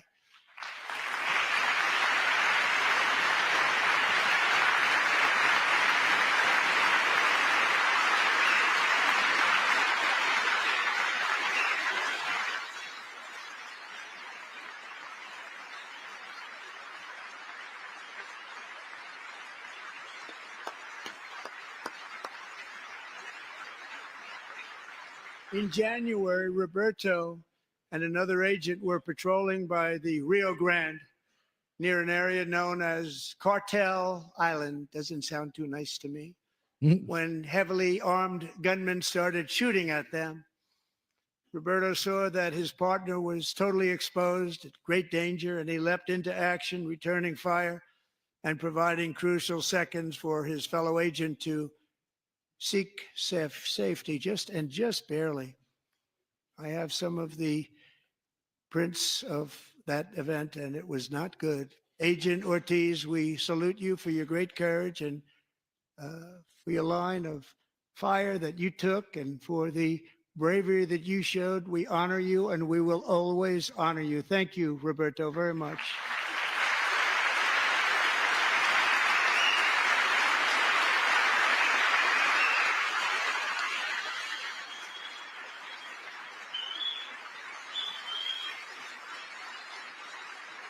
Thank you, Roberto. And I actually got to know him on my many calls to the border. He's a great gentleman. The territory to the immediate south of our border is now dominated entirely by criminal cartels that murder, rape, torture, and exercise total control. They have total control over a whole nation, posing a grave threat to our national security. The cartels are waging war in America, and it's time for America to wage war on the cartels, which we are doing. Let's go. Bring it on.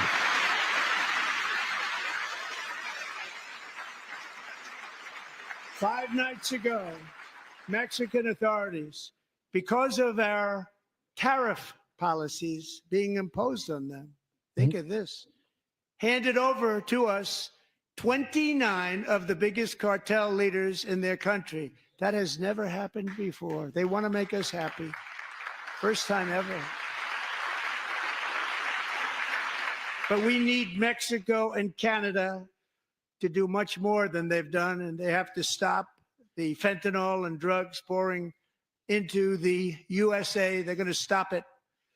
I have sent Congress a detailed funding request laying out exactly how we will eliminate these threats to protect our homeland and complete the largest deportation operation in American history, larger even than current record holder President Dwight D. Eisenhower, a moderate man, but someone who believed very strongly in borders. Americans expect Congress to send me this funding without delay so I can sign it into law. So, Mr. Speaker, John Thune, both of you, I hope you're going to be able to do that, Mr. Speaker. Thank you. Mr. Leader, thank you. Thank you very much. And let's get it to me. I'll sign it so fast, you won't even believe it.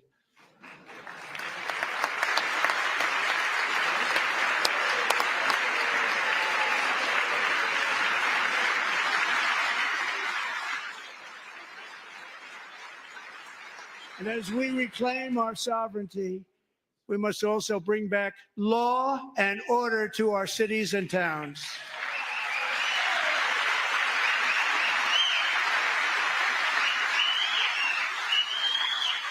In recent years, our justice system has been turned upside down by radical left lunatics.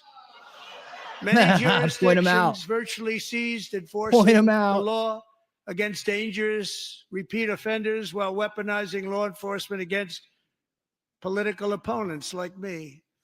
My administration has acted swiftly and decisively to restore fair, equal, and impartial justice under the constitutional rule of law, starting at the FBI and the DOJ. Pam, good luck. Cash, wherever you may We're all be, good counting on luck. you. Good luck. Pam Bondi. Good luck. So important. Going to do a great job. Cash, thank you.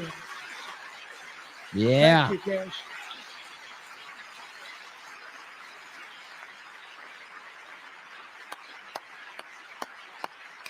Go. They've already started very strong. They're going to do a fantastic job. You're going to be very proud of them. We're also once again giving our police officers the support, protection, and respect they so dearly deserve. They have to get it. They have such a hard, dangerous job, but we're going to make it less dangerous.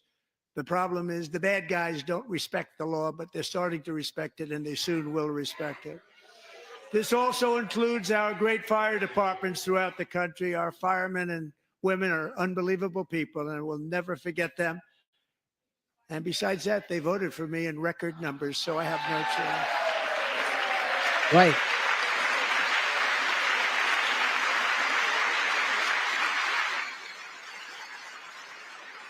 One year ago this month, 31-year-old New York police officer Jonathan Diller, unbelievably wonderful person and a great officer, was gunned down at a traffic stop on Long Island. I went to his funeral. The vicious criminal charged with his murder had 21 prior arrests, and they were rough arrests, too. He was a real bad one. The thug in the seat next to him had 14 prior arrests and went by the name of Killer. He was Killer. He killed other people, they say, a lot of them. I attended Officer Diller's service, and when I met his wife and one-year-old son, Ryan, it was very inspirational, actually. His widow's name is Stephanie, and she is here tonight. Stephanie, thank you very much, Stephanie. Thank you very much.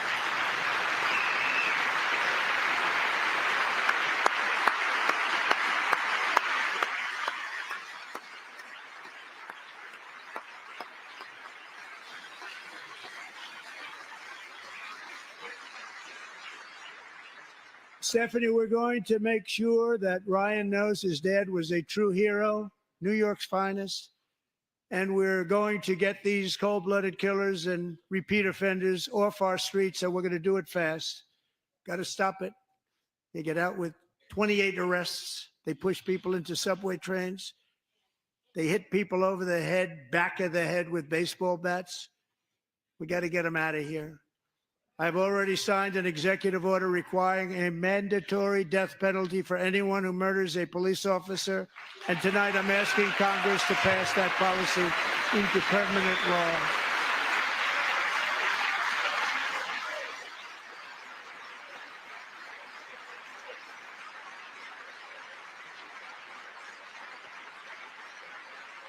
I'm also asking for a new crime bill getting tough on repeat offenders while enhancing protections for America's police officers so they can do their jobs without fear of their lives being totally destroyed. They don't want to be killed. We're not going to let them be killed. Joining us in the gallery tonight is a young man who truly loves our police. His name is DJ Daniel. He is 13 years old, and he has always dreamed of becoming a police officer.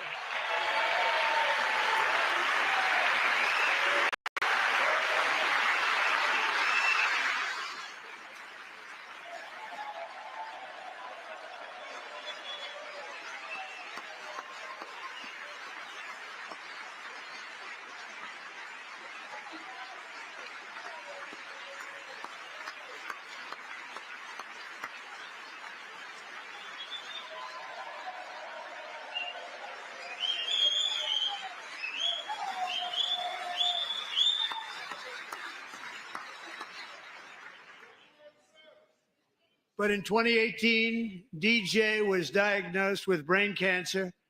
The doctors gave him 5 months at most to live. That was more than 6 years ago.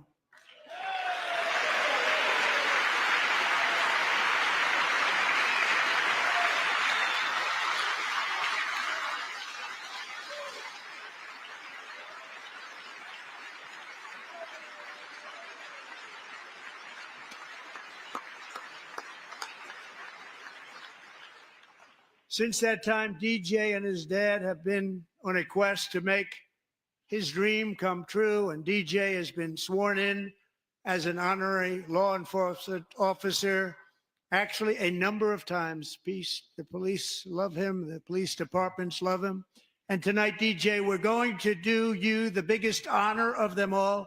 I am asking our new Secret Service Director, Sean Curran, to officially make you an agent of the United States Secret Service. That's awesome.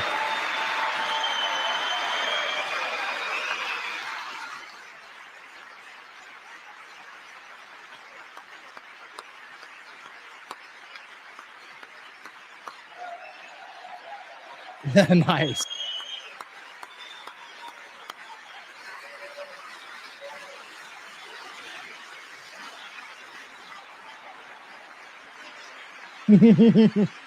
That's awesome.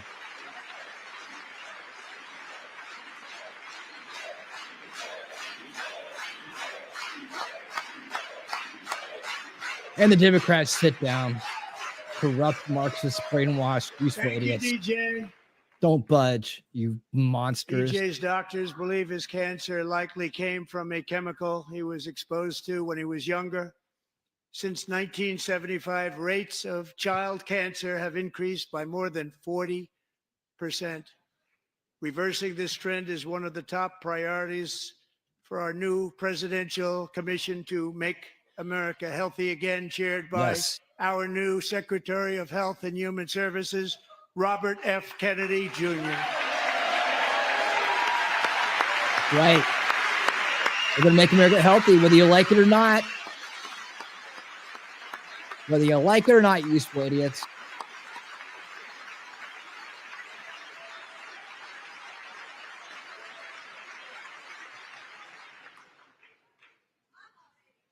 With the name Kennedy, you would have thought everybody over here would have been cheering. How quickly they forget. Our goal is to get toxins out of our environment, poisons out of our food supply, and keep our children healthy and strong. As an example, not long ago, and you can't even believe these numbers, 1 in 10,000 children had autism, 1 in 10,000. And now it's 1 in 36. There's something wrong. 1 in 36. There's something Think of wrong. that.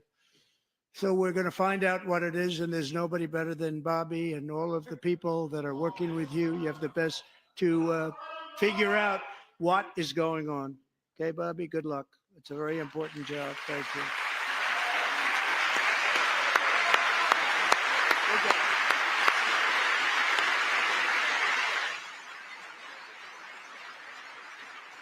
Get her done. Thank you. My administration is also working to protect our children from toxic ideologies in our schools. Yes. A few years ago, January, Littlejohn and her husband discovered that their daughter's school had secretly socially transitioned their 13-year-old little girl. Teachers and administrators conspired to deceive January and her husband while encouraging her daughter to use a new name and pronouns. They, them pronoun, actually, all without telling January, who is here tonight and is now a courageous advocate against this form of child abuse. January, Yes. thank you. It is child abuse. Thank you very much.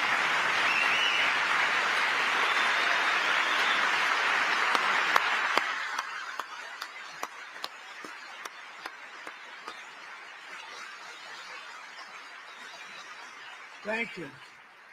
Stories like this are why, shortly after taking office, I signed an executive order banning public schools from indoctrinating our children with transgender ideology.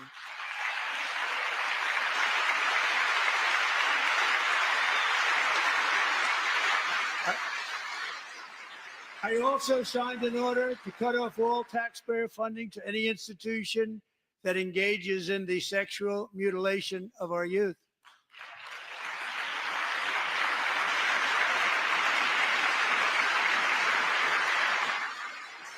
And now I want Congress to pass a bill permanently banning and criminalizing sex changes on children and forever ending the lie that any child is trapped in the wrong body.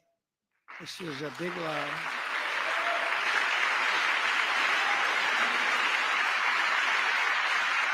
And our message to every child in America is that you are perfect exactly the way God made you. Right. Don't ever forget it. Hell yeah. Go Trump.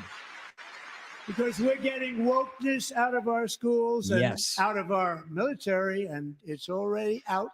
and it's Generational out of protection. our society. We don't want it. Wokeness is trouble. Wokeness is bad. It's gone. It's gone. And we feel so much better for it, don't we? Don't we feel better? Oh, hell yeah. Our service members won't be activists and ideologues. They will be fighters and warriors. They will fight for our country. And Pete, congratulations. Hell yeah. Secretary of Defense, congratulations. You're reading his book right now on Unread the Game every Monday night, 7:30 p.m. Eastern. Hope you'll join us. It's a great book. And he's not big into the woke movement, I can tell you. I know him well. I am pleased to report that in January, the U.S. Army had its single best recruiting month in 15 years, and that all armed services are having among the best recruiting results ever in the history of our services. What a difference.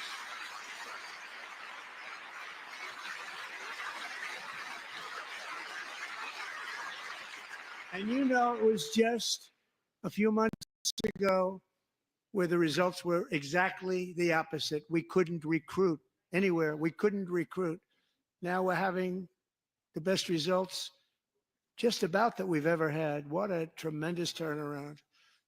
It's really a beautiful thing to see. People love our country again. It's very simple. They love our country and they love being in our military again. So it's a great thing. And thank you very much. Great job. Thank you.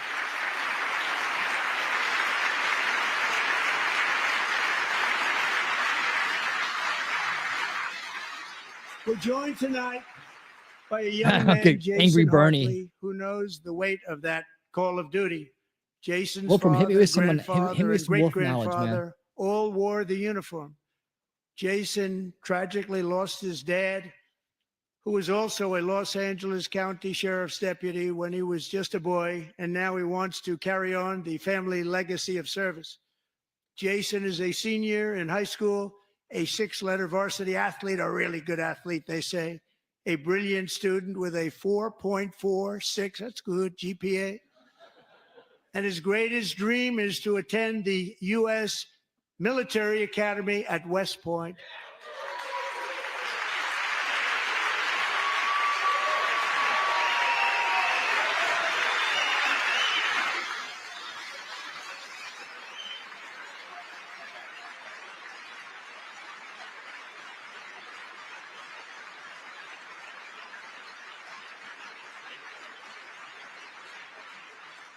And Jason, that's a very big deal getting in. That's a hard one to get into. But I'm pleased to inform you that your application has been accepted. You will soon be joining the Corps of Cadets. Look at that.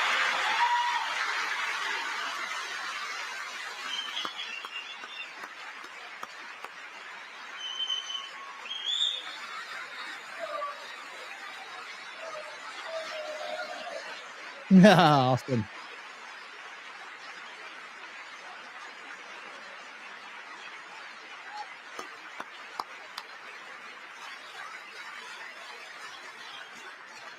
Thank you. Jason, you're going to be on the long gray line, Jason. As Commander-in-Chief, my focus is on building the most powerful military of the future. As a first step, I'm asking Congress to fund a state-of-the-art Golden Dome missile defense shield to protect our homeland, all made in the USA.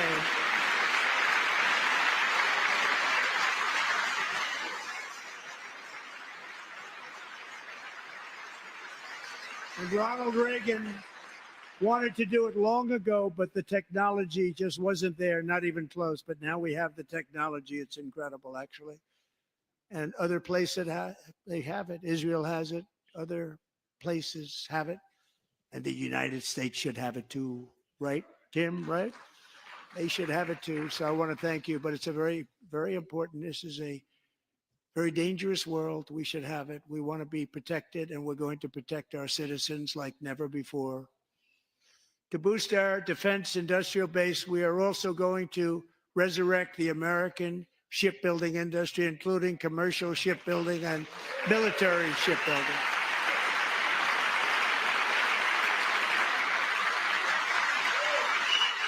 And for that purpose, I am announcing tonight that we will create a new Office of Shipbuilding in the White House and offer special tax incentives to bring this industry home to America where it belongs. We used to make so many ships. We don't make them anymore very much, but we're going to make them very fast, very soon. It will have a huge impact. To further enhance our national security, my administration will be reclaiming the Panama Canal, and we've already started doing it.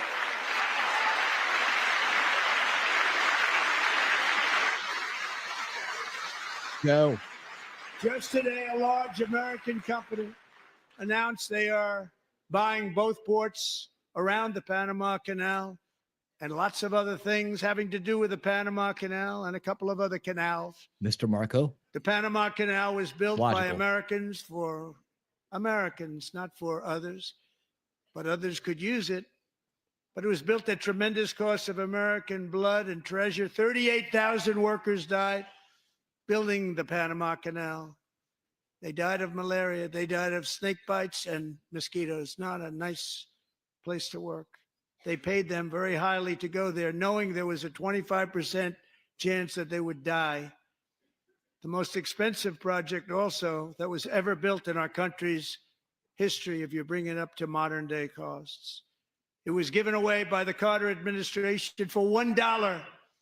But that agreement has been violated very severely. We didn't give it to China. We gave it to Panama, and we're taking it back.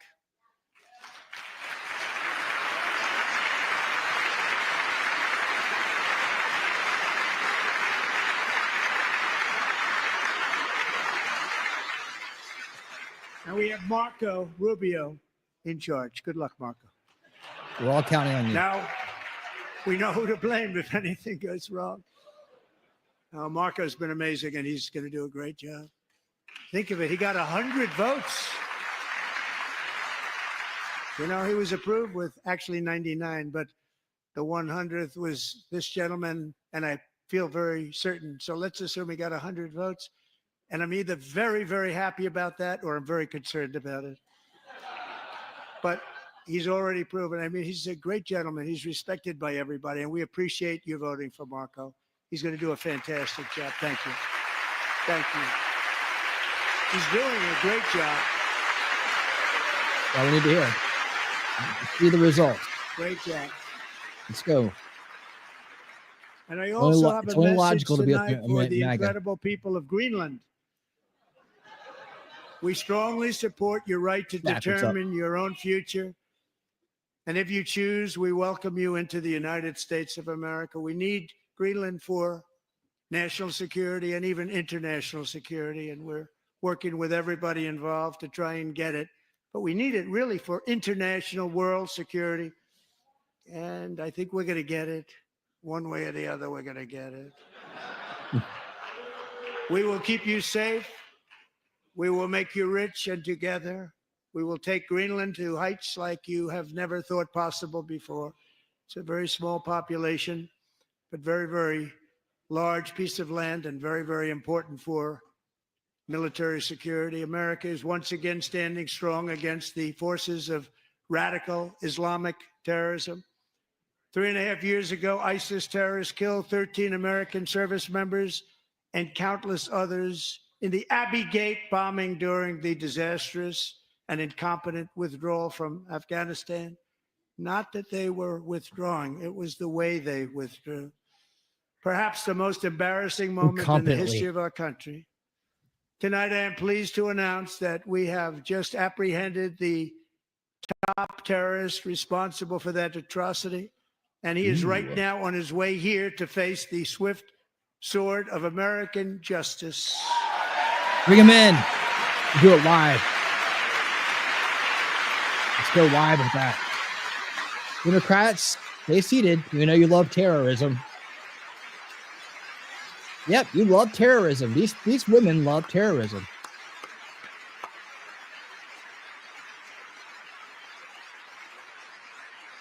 And I want to thank especially the government of Pakistan for helping arrest this monster. This was a very momentous day for those 13 families who I actually got to know very well, most of them, whose children were murdered, and the many people that were so badly, over 42 people, so badly injured on that fateful day in Afghanistan. What a horrible day. Such incompetence was shown that when Putin saw what happened, I guess he said, wow, maybe this is my chance. That's how bad it was. Should have never happened. Grossly incompetent people. I spoke to many of the parents and loved ones, and they're all in our hearts tonight. Just spoke to them on the phone. We had a big call. Every one of them called, and everybody was on the line, and they did nothing but cry with happiness. They were very happy, as happy as you can be under those circumstances. Their child, brother, sister, son, daughter was killed for no reason whatsoever. In the Middle East, we're bringing back our hostages from Gaza. In my first term, we achieved one of the most groundbreaking peace agreements in generations, the Abraham Accords.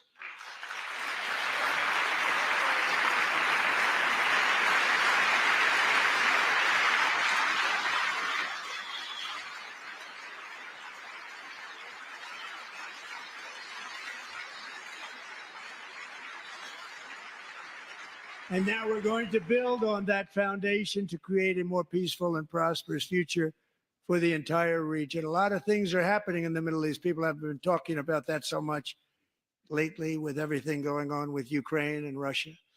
But a lot of things are happening in the Middle East. It's a rough neighborhood, actually.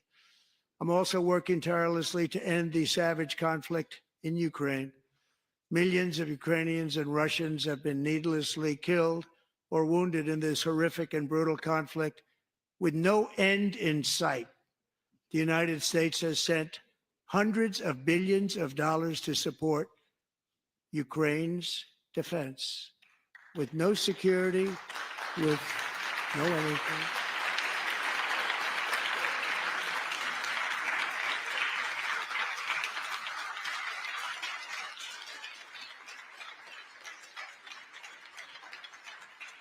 Do you want to keep it going for another 5 years? Yeah, you would say Pocahontas says yes. 2,000 people are being killed every single week. She's clapping More than for that. They're Russian young people. They're Ukrainian young people. They're not Americans, but I want it to stop. Meanwhile, Europe has sadly spent more money buying Russian oil and gas than they have spent on defending Ukraine by far. Think of that. They've spent more buying Russian oil and gas than they have defending. And we've spent perhaps $350 billion, like taking candy from a baby. That's what happened. And they've spent $100 billion. What a difference that is. And we have an ocean separating us, and they don't. But we're getting along very well with them, and lots of good things are happening. Biden has authorized more money in this fight than Europe has spent by billions and billions of dollars. It's hard to believe that they wouldn't have stopped it and said at some point, come on, let's equalize. You got to be equal to us. But that didn't happen. Earlier today, I received an important letter from President Zelensky of Ukraine. The letter reads, Ukraine is ready to come to the negotiating table as soon as possible to bring lasting peace closer. Nobody wants peace more than the Ukrainians, he said. My team and I stand ready to work under President Trump's strong leadership to get a peace that lasts. We do really value how much America has done to help Ukraine maintain its sovereignty and independence. Regarding the agreement on minerals and security, Ukraine is ready to sign it at any time that is convenient for you. I appreciate that he sent this letter, just got it a little while ago. Simultaneously, we've had serious discussions with Russia and have received strong signals that they are ready for peace. Wouldn't that be beautiful? Wouldn't that be beautiful?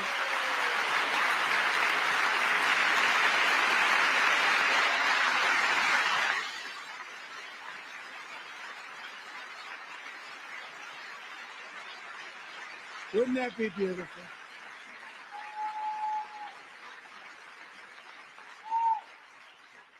It's time to stop this madness. It's time to halt the killing. It's time to end the senseless war. If you want to end wars, you have to talk to both sides. Nearly 4 years ago, amid rising tensions, a history teacher named Mark Fogel was detained in Russia and sentenced to 14 years in a penal colony.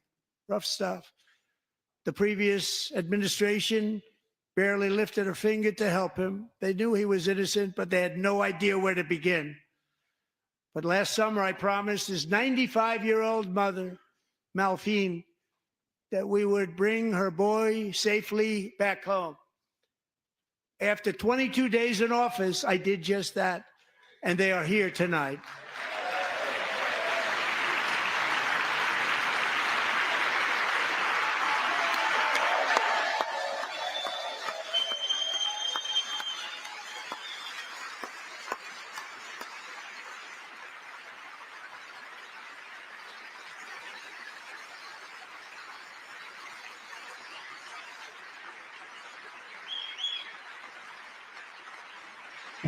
Adam Schiff hates it. He hates seeing families united. He hates it.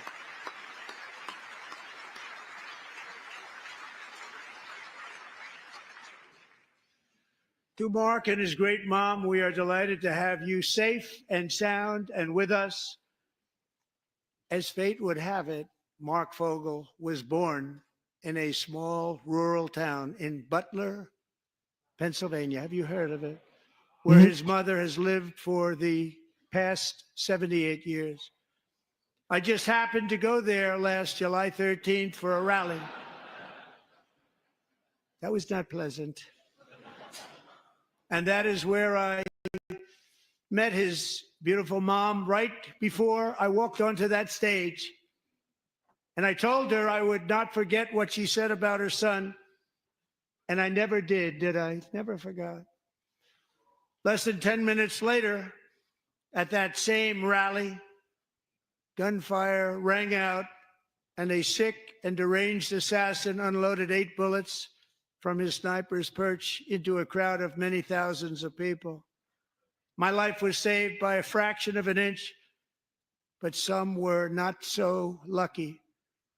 Corey Comparator was a firefighter, a veteran, a Christian, a husband, a devoted father, and above all, a protector. When the sound of gunshots pierced the air, it was a horrible sound. Corey knew instantly what it was and what to do. He threw himself on top of his wife and daughters and shielded them from the bullets with his own body.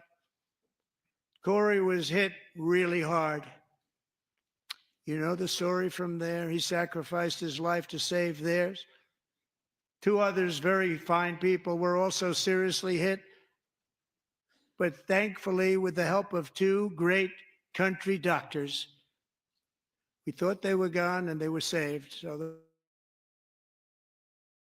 Those doctors had great talent.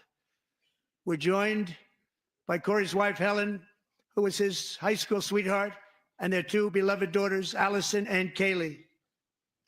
Thank you.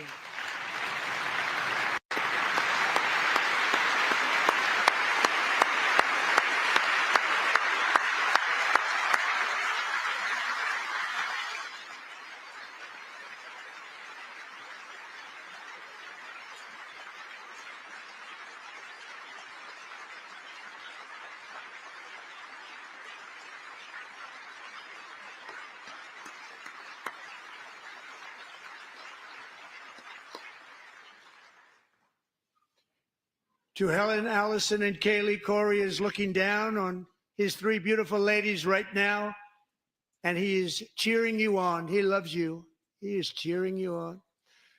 Corey was taken from us much too soon, but his destiny was to leave us all with a shining example of the selfless devotion of a true American patriot. It was love like Corey's that built our country, and it's love like Corey's that is going to make our country more majestic than ever before. I believe that my life was saved that day in Butler for a very good reason. I was saved by God to make America great again. I believe that. Yep. Thank you. Thank you.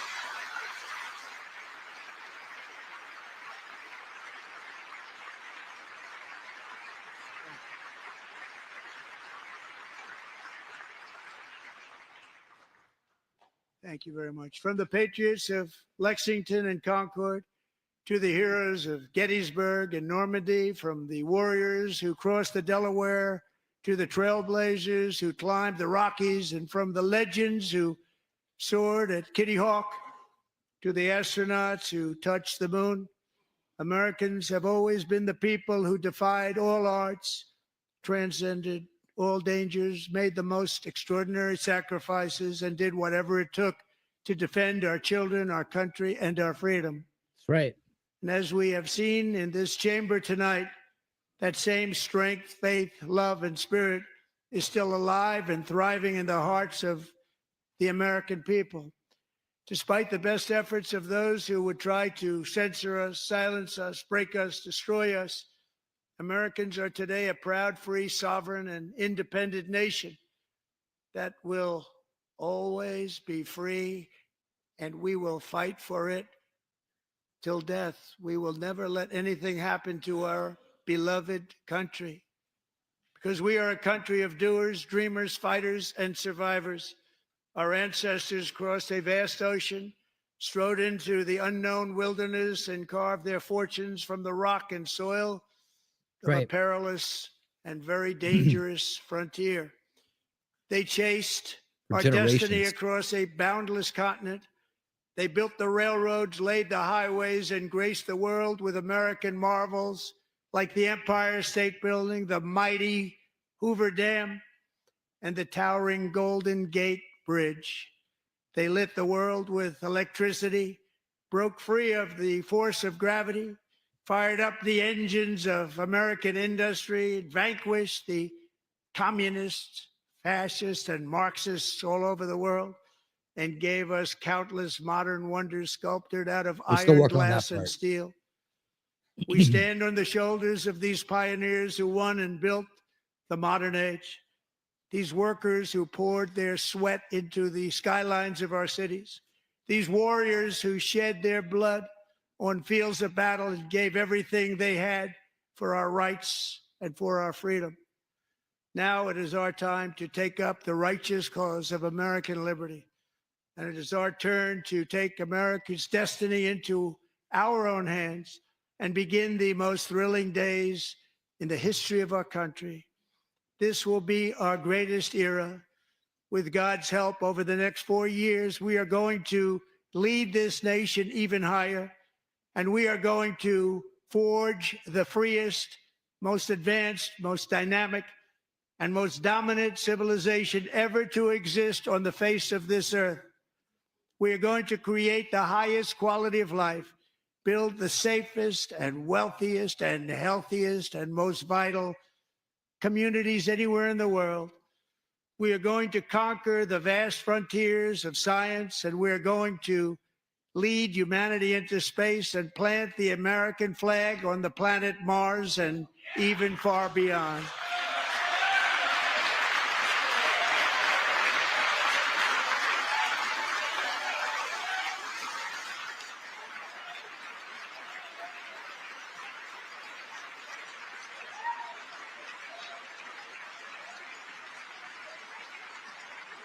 And through it all, we are going to rediscover the unstoppable power of the American spirit.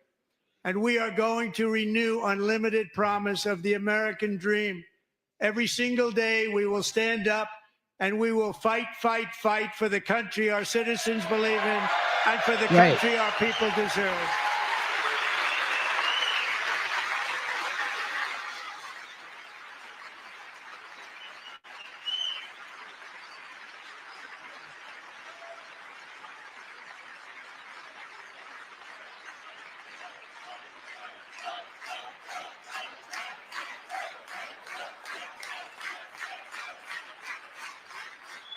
My fellow Americans, get ready for an incredible future because the golden age of America has only just begun.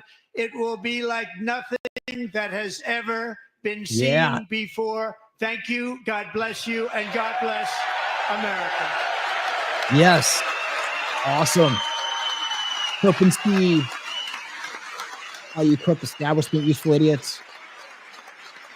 America's back, baby. Yeah, go run to your caves. Go count your money while you can, or we can take it from you.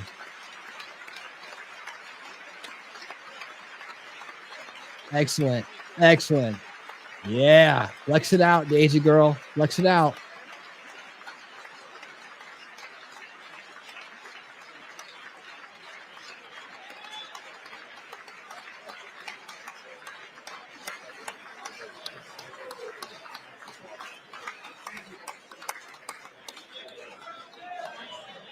Let's go. All the crybabies, get on out. Look at that. Look how fast they're out of there. Great job. Great on. Thank you. Thank you. Get this place going. Thank you. It's great honor. Thank you. Thank you, President. Thank you very much.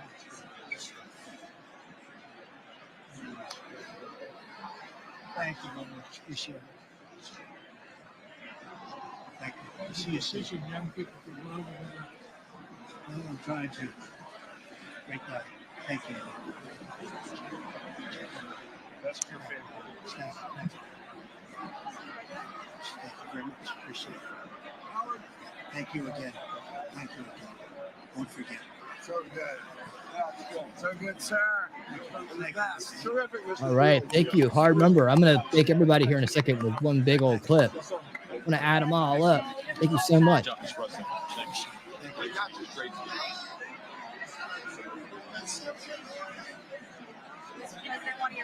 Thanks again, Mr. President. Thanks for the phone call last night. Thank you for I'll do this. Give me the information. I'm not going to get it. Sorry. Thank you, everybody. Great speeches. Great speeches. Best speech ever. Yes. There they go, exiting. I guess I should be narrating a little bit, but I'm having too much fun watching this. This is just the beginning, guys. Just the beginning. I love Roger winning. Thank you. You don't have to introduce yourself. I know you better than you do, Roger. Thank you so much. It's my great baseball. America is great job you're doing. America is back. Thank you so much. Welcome you back in Pennsylvania anytime soon. They stood for They stood for another country, Matt. That was phenomenal. It's hard to believe, isn't it? They didn't mention Ukraine at all, by the way. Interesting. Thank you very much. Quick selfie. Good job, Mr. President. Great job. Great speech. Good night. Thank you so much for the super chats, man. If you want to wait around, I'm gonna play a clip, and it's gotta take a few more minutes. But if you gotta get out of here, I just want to thank you ahead of time for the super chats tonight. Thanks for hanging out. Thanks for being a winner, man. We'll see you soon. How you doing? Did you get a chance to shake his hand earlier? Do you want me to get a picture? Shake his hand or anything? You're good. Thank you very much. Let's do bio. Thank you, darling. Just a FYI, Love you. Best speech. we're $8 away from breaking the $50 level. Video we have not unveiled yet. Congratulations. A clip, that is. We break the $50 level. I'm adding everybody up tonight together. That's what I'm doing.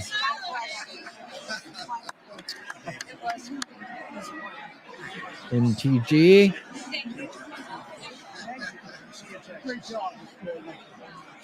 Gonna watch our great president exit. You get down. Good luck. Yes, sir. Thank you. It's so great. Thank you, everybody. Good job. Thank you for mentioning God needs to help us. Thank you, Mr. President. Mr. President. Thank you. Great speech. Great speech. Thanks for taking my call. There you go. Yeah, makes sense. Thank you. Yeah, they were. Yeah. Tremendous, Mr. President. It's not hard. So much. Thanks for the beneficial ownership and this week. Oh, yeah. Thanks for mentioning the farmers. Well, we love our farmers. Thank you, man. Thank you, Mr. You earned this night. Thank you very much. Appreciate it. Work Your hard. ass off. Thank you, man. Proud of you. Thank you, Mr. President. Thank you. Thank you. Great again, brother. Thank you. University. Man. I did indeed. You better believe it. Very well done, Good sir. endorsement. President, home run. Thank you. Great job. You killed it. Thank you, Mr. President. Thank you, everybody. You did great. Thank you. Good job. Thank you. Great to see you. Slam dunk. You're doing good. Thank you, sir. You did amazing, per usual. Thank you. I'll see you. Thank you. Yes, sir. Is that Luna? Great cheese. Thank you. Luna. Love you, Mr. President. Yes. Thank you, everybody. Look at this beautiful.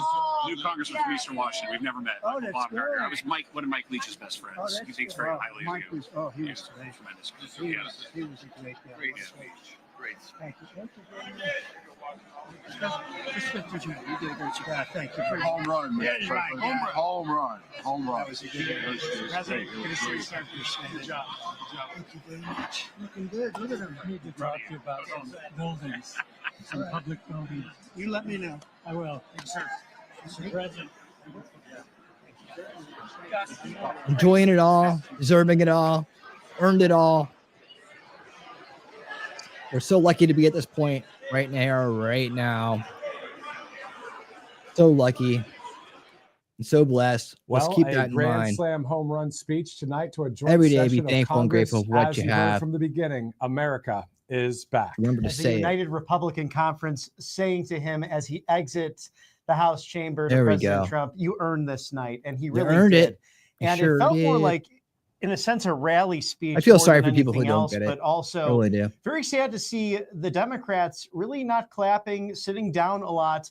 Yep. Representative Al Green from the 9th District of Texas, it's a Houston Booted. area, actually Booted. having to be How removed per the embarrassing. House rules at the beginning by the How Sergeant of embarrassing. Arms. You don't usually see that, but you think that they would. Uh-oh, have someone been let Grandma up inspired on the by podium. People in the gallery tonight. Again, that was my favorite moment from the speech. How about yours? He got Mike? away. So many favorite moments. I can say that President Trump said, I return to this chamber tonight to report that America's momentum is back. Our spirit is back. Our pride is back. Our confidence is back. And the American dream is surging bigger and better than ever before. And is that not the truth as we are just 43 days into the second Just 43 days administration in. of President That's Donald why you J. go to Trump? the base I wanna thank you broadcasting guys so right much there. for streaming in live. You know, you This has can't been trust quite establishment awesome. It's media. been remarkable. I That mean, moment maybe a too, nice picture, when ad little free or DJ whatever. from But Texas, you got these, along there you with got his dad, surviving brain cancer. 8 years old, was given RSBN. 5 months They're to live. He's based. now They've 13. been doing the and hard then work gets sworn forever. in as a They deserve Secret their Service success. agent. And Sean No, Curran, the I director enjoy himself, supporting them. who helped save President Trump on that fateful day in Yep. Butler, Pennsylvania, giving him that hug. And that was just a special moment. Really pretty incredible. It was very incredible. You could see the Secret Service director there, almost surprised getting that hug, that embrace. But this is what it's about in our country: common sense, truth, the Constitution, love for God, love for our neighbor, as well as we know that this is all about making America great again. And we love common sense here at Right Side Broadcasting Network. And we know this is the common sense party, the people's president. And we are happy as citizens of this nation and being part of this network that you guys are spending time with us tonight as we watch this. And right here, right great, back at great you. I'm happy speech that you there guys were here with that us. You have to It was an watch it amazing over and over speech. again Thank to you really guys for your understand all the broadcasting things excellence. that these accomplishments that President Trump has had, along with his all-star Patriot cast of. Oh yeah, speaking of cabinet all-star members have had Patriot over the past cast, I'm gonna go 43 ahead and say days. goodbye to and these guys over for the night. 400 executive orders, all changing the lives of Americans. And 400. those Nice. hero stories, Mark Fogel coming back from Russia, being captive, but also those very sad stories with Lake and Riley's Gotta family do it, there, of man. course, All right, guys. Thank you Jocelyn so Nunn-Gary. much. I'm gonna go ahead and let you all go for the evening. Thank you. You've done the good work. You've done the good work. All right. So speaking of polls, I have to end this one. How do we end up here? Wow, it was close. Wow, it was close. Very close indeed. But edging out Tulsi, edges out Christy and Caroline and Pam. And there we go. All right. Okay, so as I'm wrapping it up here, let's all stay based out there, right? And let's focus on what we're doing here. All right. Okay, so right now we our total for the evening is 20, 25, 30, 35, 40, 42. We hit the $50 level, we unlock a new never seen before clip. I'll give it a couple minutes as I run through these, and I'm going to play the thank you clip at the $20 to $40 level. There we go. $20 to $49 level. That's what it is. All right. And remind you guys to listen to the Wolf. He knows what he's talking about. And I appreciate each and every one of you being here tonight. Okay. So ones I didn't get to say during the show, but did show. Hard member for $5 super chat says the floor is lava and the roof is magas. Right. Fire, baby. Let's go. Cougar Trucking for $5. Who has sock counts? Blog Dating for $5. T-Rex doesn't use sock counts, nor does no, he does not. Laugh out loud. Interesting. I would never be able to tell that these were you just by the names at all. So thank you for that. And here is another $2 from Hard Member saying, here's to the gold digging us piece and winning us. All right. Thank you. Gold digging. Yeah, dig that goal out. Dig that goal out. Okay, we got another $5 super chat. Okay, fine, from T-Rex Trucking anymore. That puts us up to 47. So we're at three short of the 50. Nobody's seen it before. Nobody's seen it. I'm working hard for it. Okay, yeah, you know. Yep, no one's seen the 50 yet. No one's seen the $100 one yet. Wait till we get to the $100 one. That one might be too hot for TV. That might be too hot for TV. I've been warned that might be too hot for TV. I have been warned. Nacho Kitty says winning. He talked about Ukraine and Zelensky stuff you already read on X probably. Did he?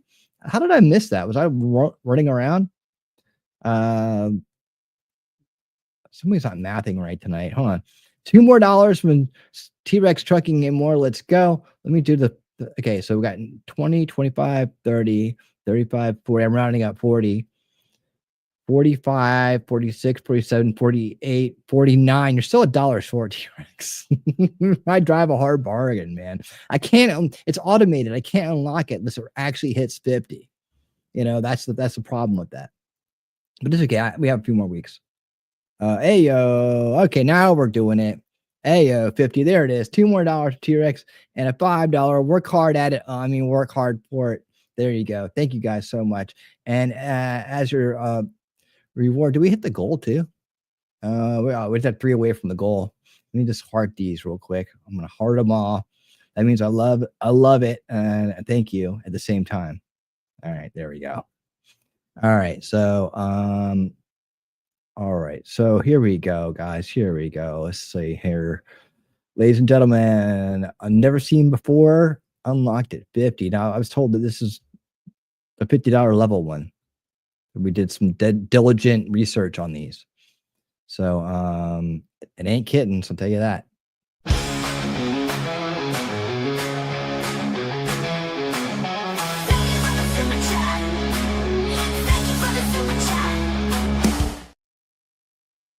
Thank you for the super chats. Thank you for getting us to $50 tonight. I appreciate it. I appreciate it. I appreciate it. As you can tell, very happy.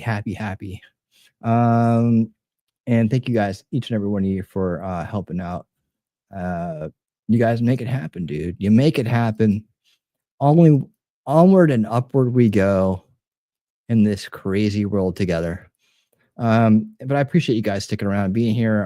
And also want to remind you that I'll be back tomorrow night at 8 p.m. Eastern for Unveiling Reality. We got some catching up to do. Oh, Lex, thank you. Thanks for the great stream. $5 super chat. Lex, thank you. Good to see you, Lex. Always good to see you.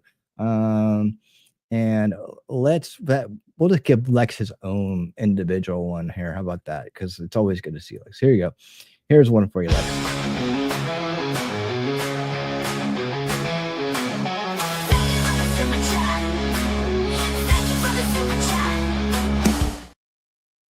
Thank you for the super chat, Lex. Good to see you. Good to see you. All right. Having fun here at the end. Thank you guys so much for being here. Like I said, 8 o'clock tomorrow night, Unveiling Reality. We're going to go into the history of these crash retrieval grifts, right? Along with a bunch of other things that point to nothing more. And I believe we're starting to come to a conclusion about this stuff and why it exists and why it persists. And then once we figure that part out, we can start to figure out how it's going to cease to exist. Like, how is it going to be officially and forever degrifted? Is that possible? I mean, minus aliens actually showing up and landing on the White House lawn, right? Because these grifters, their stuff's never going to come true. They're never going to come out with this because there's nothing to come out with. That's the whole thing. You make an accusation that can't necessarily ever be proven, right? And then you live on it. But I think we're starting to realize that, and I think this group that's out there right now is going to be the ones who mess it up for everybody for the rest. I don't know. We'll see. There's other people out there like me, though, on this topic. There's other people out there that dedicate their entire channels to this topic. So I'm kind of a part-timer. I've been doing it a long time. It's in my wheelhouse. It's in my bag, right? But I don't dedicate this channel completely to that cause. But there are channels out there that do, like Truth Seekers and Stephen Cambry. I think I'm saying his name right. Cambria. The guy's works hard. He does good work. So I'm going to show you a little bit of his work tomorrow night, going back down the history of the UFO crash retrieval grift, right? And then we're going to take in some other interesting things, and then we're going to start kind of trying to figure out, is this what we think it is? Premise being, or the theory is being, that this is always and has always been and continues to be a grift funded by, promoted by, and initiated by, catalyzed by the military industrial complex. And I think that's what we're going to find out. I think that's been out there for a while, but I think the lack of evidence and the fact that most people that believe in this stuff start with a false premise of aliens have actually been here. And see, that's the thing that gets you to skip over. It's kind of like a lot of the other really, really well-maintained and long grifts with longevity to them. They start you with a false premise that you don't even realize it's false. Oh yeah, by the way, we do have to prove that they actually were here first to prove that that's probably what they are, right? We can't start from a place of, well, it's already established that they've been here. It's never been established. And that's the grift. That's the way it works. That's the way it ropes people in. They forget, oh yeah, by the way, we never did prove that point. But we'll get into that tomorrow night on Unveiling Reality as we go back down into the alien, UFO, UAP, NHI grift rabbit hole, the grift closure rabbit hole. All right. So that'll be fun. We'll do that tomorrow night. We'll have a good old time, and make sure you wear your zebra badges because we don't want anybody to get hurt. All right. No one to get hurt. But we had a great time tonight. And then Thursday, we'll do the Putin interview. about on Zelensky, about Ukraine, about the war. I think it's important we take a look at that. So it's not that long. It's worth watching. I've watched it a couple times, so I think that you guys will get something out of it, especially if you like the information that came out of the Tucker Carlson interview with Putin. So it's much like that. It's subdued and it's matter of fact. So we can analyze it together. You can take it for what it's worth. And we'll also have more news. We'll go into the fallout. I'm sure the Democrats and they're spinning their wheels up. They're trying to right now. What they're going to do, guys, is they're going to play off the clips from the Zelensky meeting, right? The outrage that they were able to drill up by triggering their brainwashed, mind-controlled base, right? They've got a lot of people on edge again, and once they get the emotions to a certain level, they're going to start hammering things with them again, beating them more and more and more and more, and trying to get them to react, right? This is all priming for the midterms. It's all priming for the midterms already. They're starting because they know if they don't win those, they're totally screwed. And anyways, that's the deal with that. Watch it. It's like clockwork. It's what's going to happen. It's what they're going to do. And the good thing is that because we've taken so much of their funding, their money laundering, their ill-gotten funds away, they're not able to pay for, and we've also gotten rid of a lot of federal employees. They're not able to pay for all the things they need to pay for to throw these mass protests. So those have really dwindled down to nothing. So all they now have is their mainstream media optics, and we got people going into the field right now to address the subversion problem in our in the mainstream media, right? So that's going to come about too. We got we got so much good times ahead of us, enjoying the victories one by one. We fought hard. We're here at this point. Enjoy the wins, enjoy the battle, enjoy us overcoming evil, enjoy us overcoming the corrupt, narcissistic, mind-controlled individuals trying to steal our reality from us, because we are all now winning. We are winning our reality back from these people, and that's what it's all about. Now we just need to make sure that we finish the job, and then we institute preventative measures in the future, so we never have to go through this again, or never to disagree, right? So let's do that. Thank you guys so much. Listen to Nacho Kitty, listen to the Wolf, listen to everybody. Hit the thumbs up on the way out the door. I appreciate it so much, guys. I'm gonna get out of here. Have a great night, guys, and I'll see you very soon. And until next time, stay based and keep on winning. If you've lost faith in humanity, clap your hands. If you've lost faith in humanity, and this is your villain origin story, if you've lost faith in humanity, clap your hands.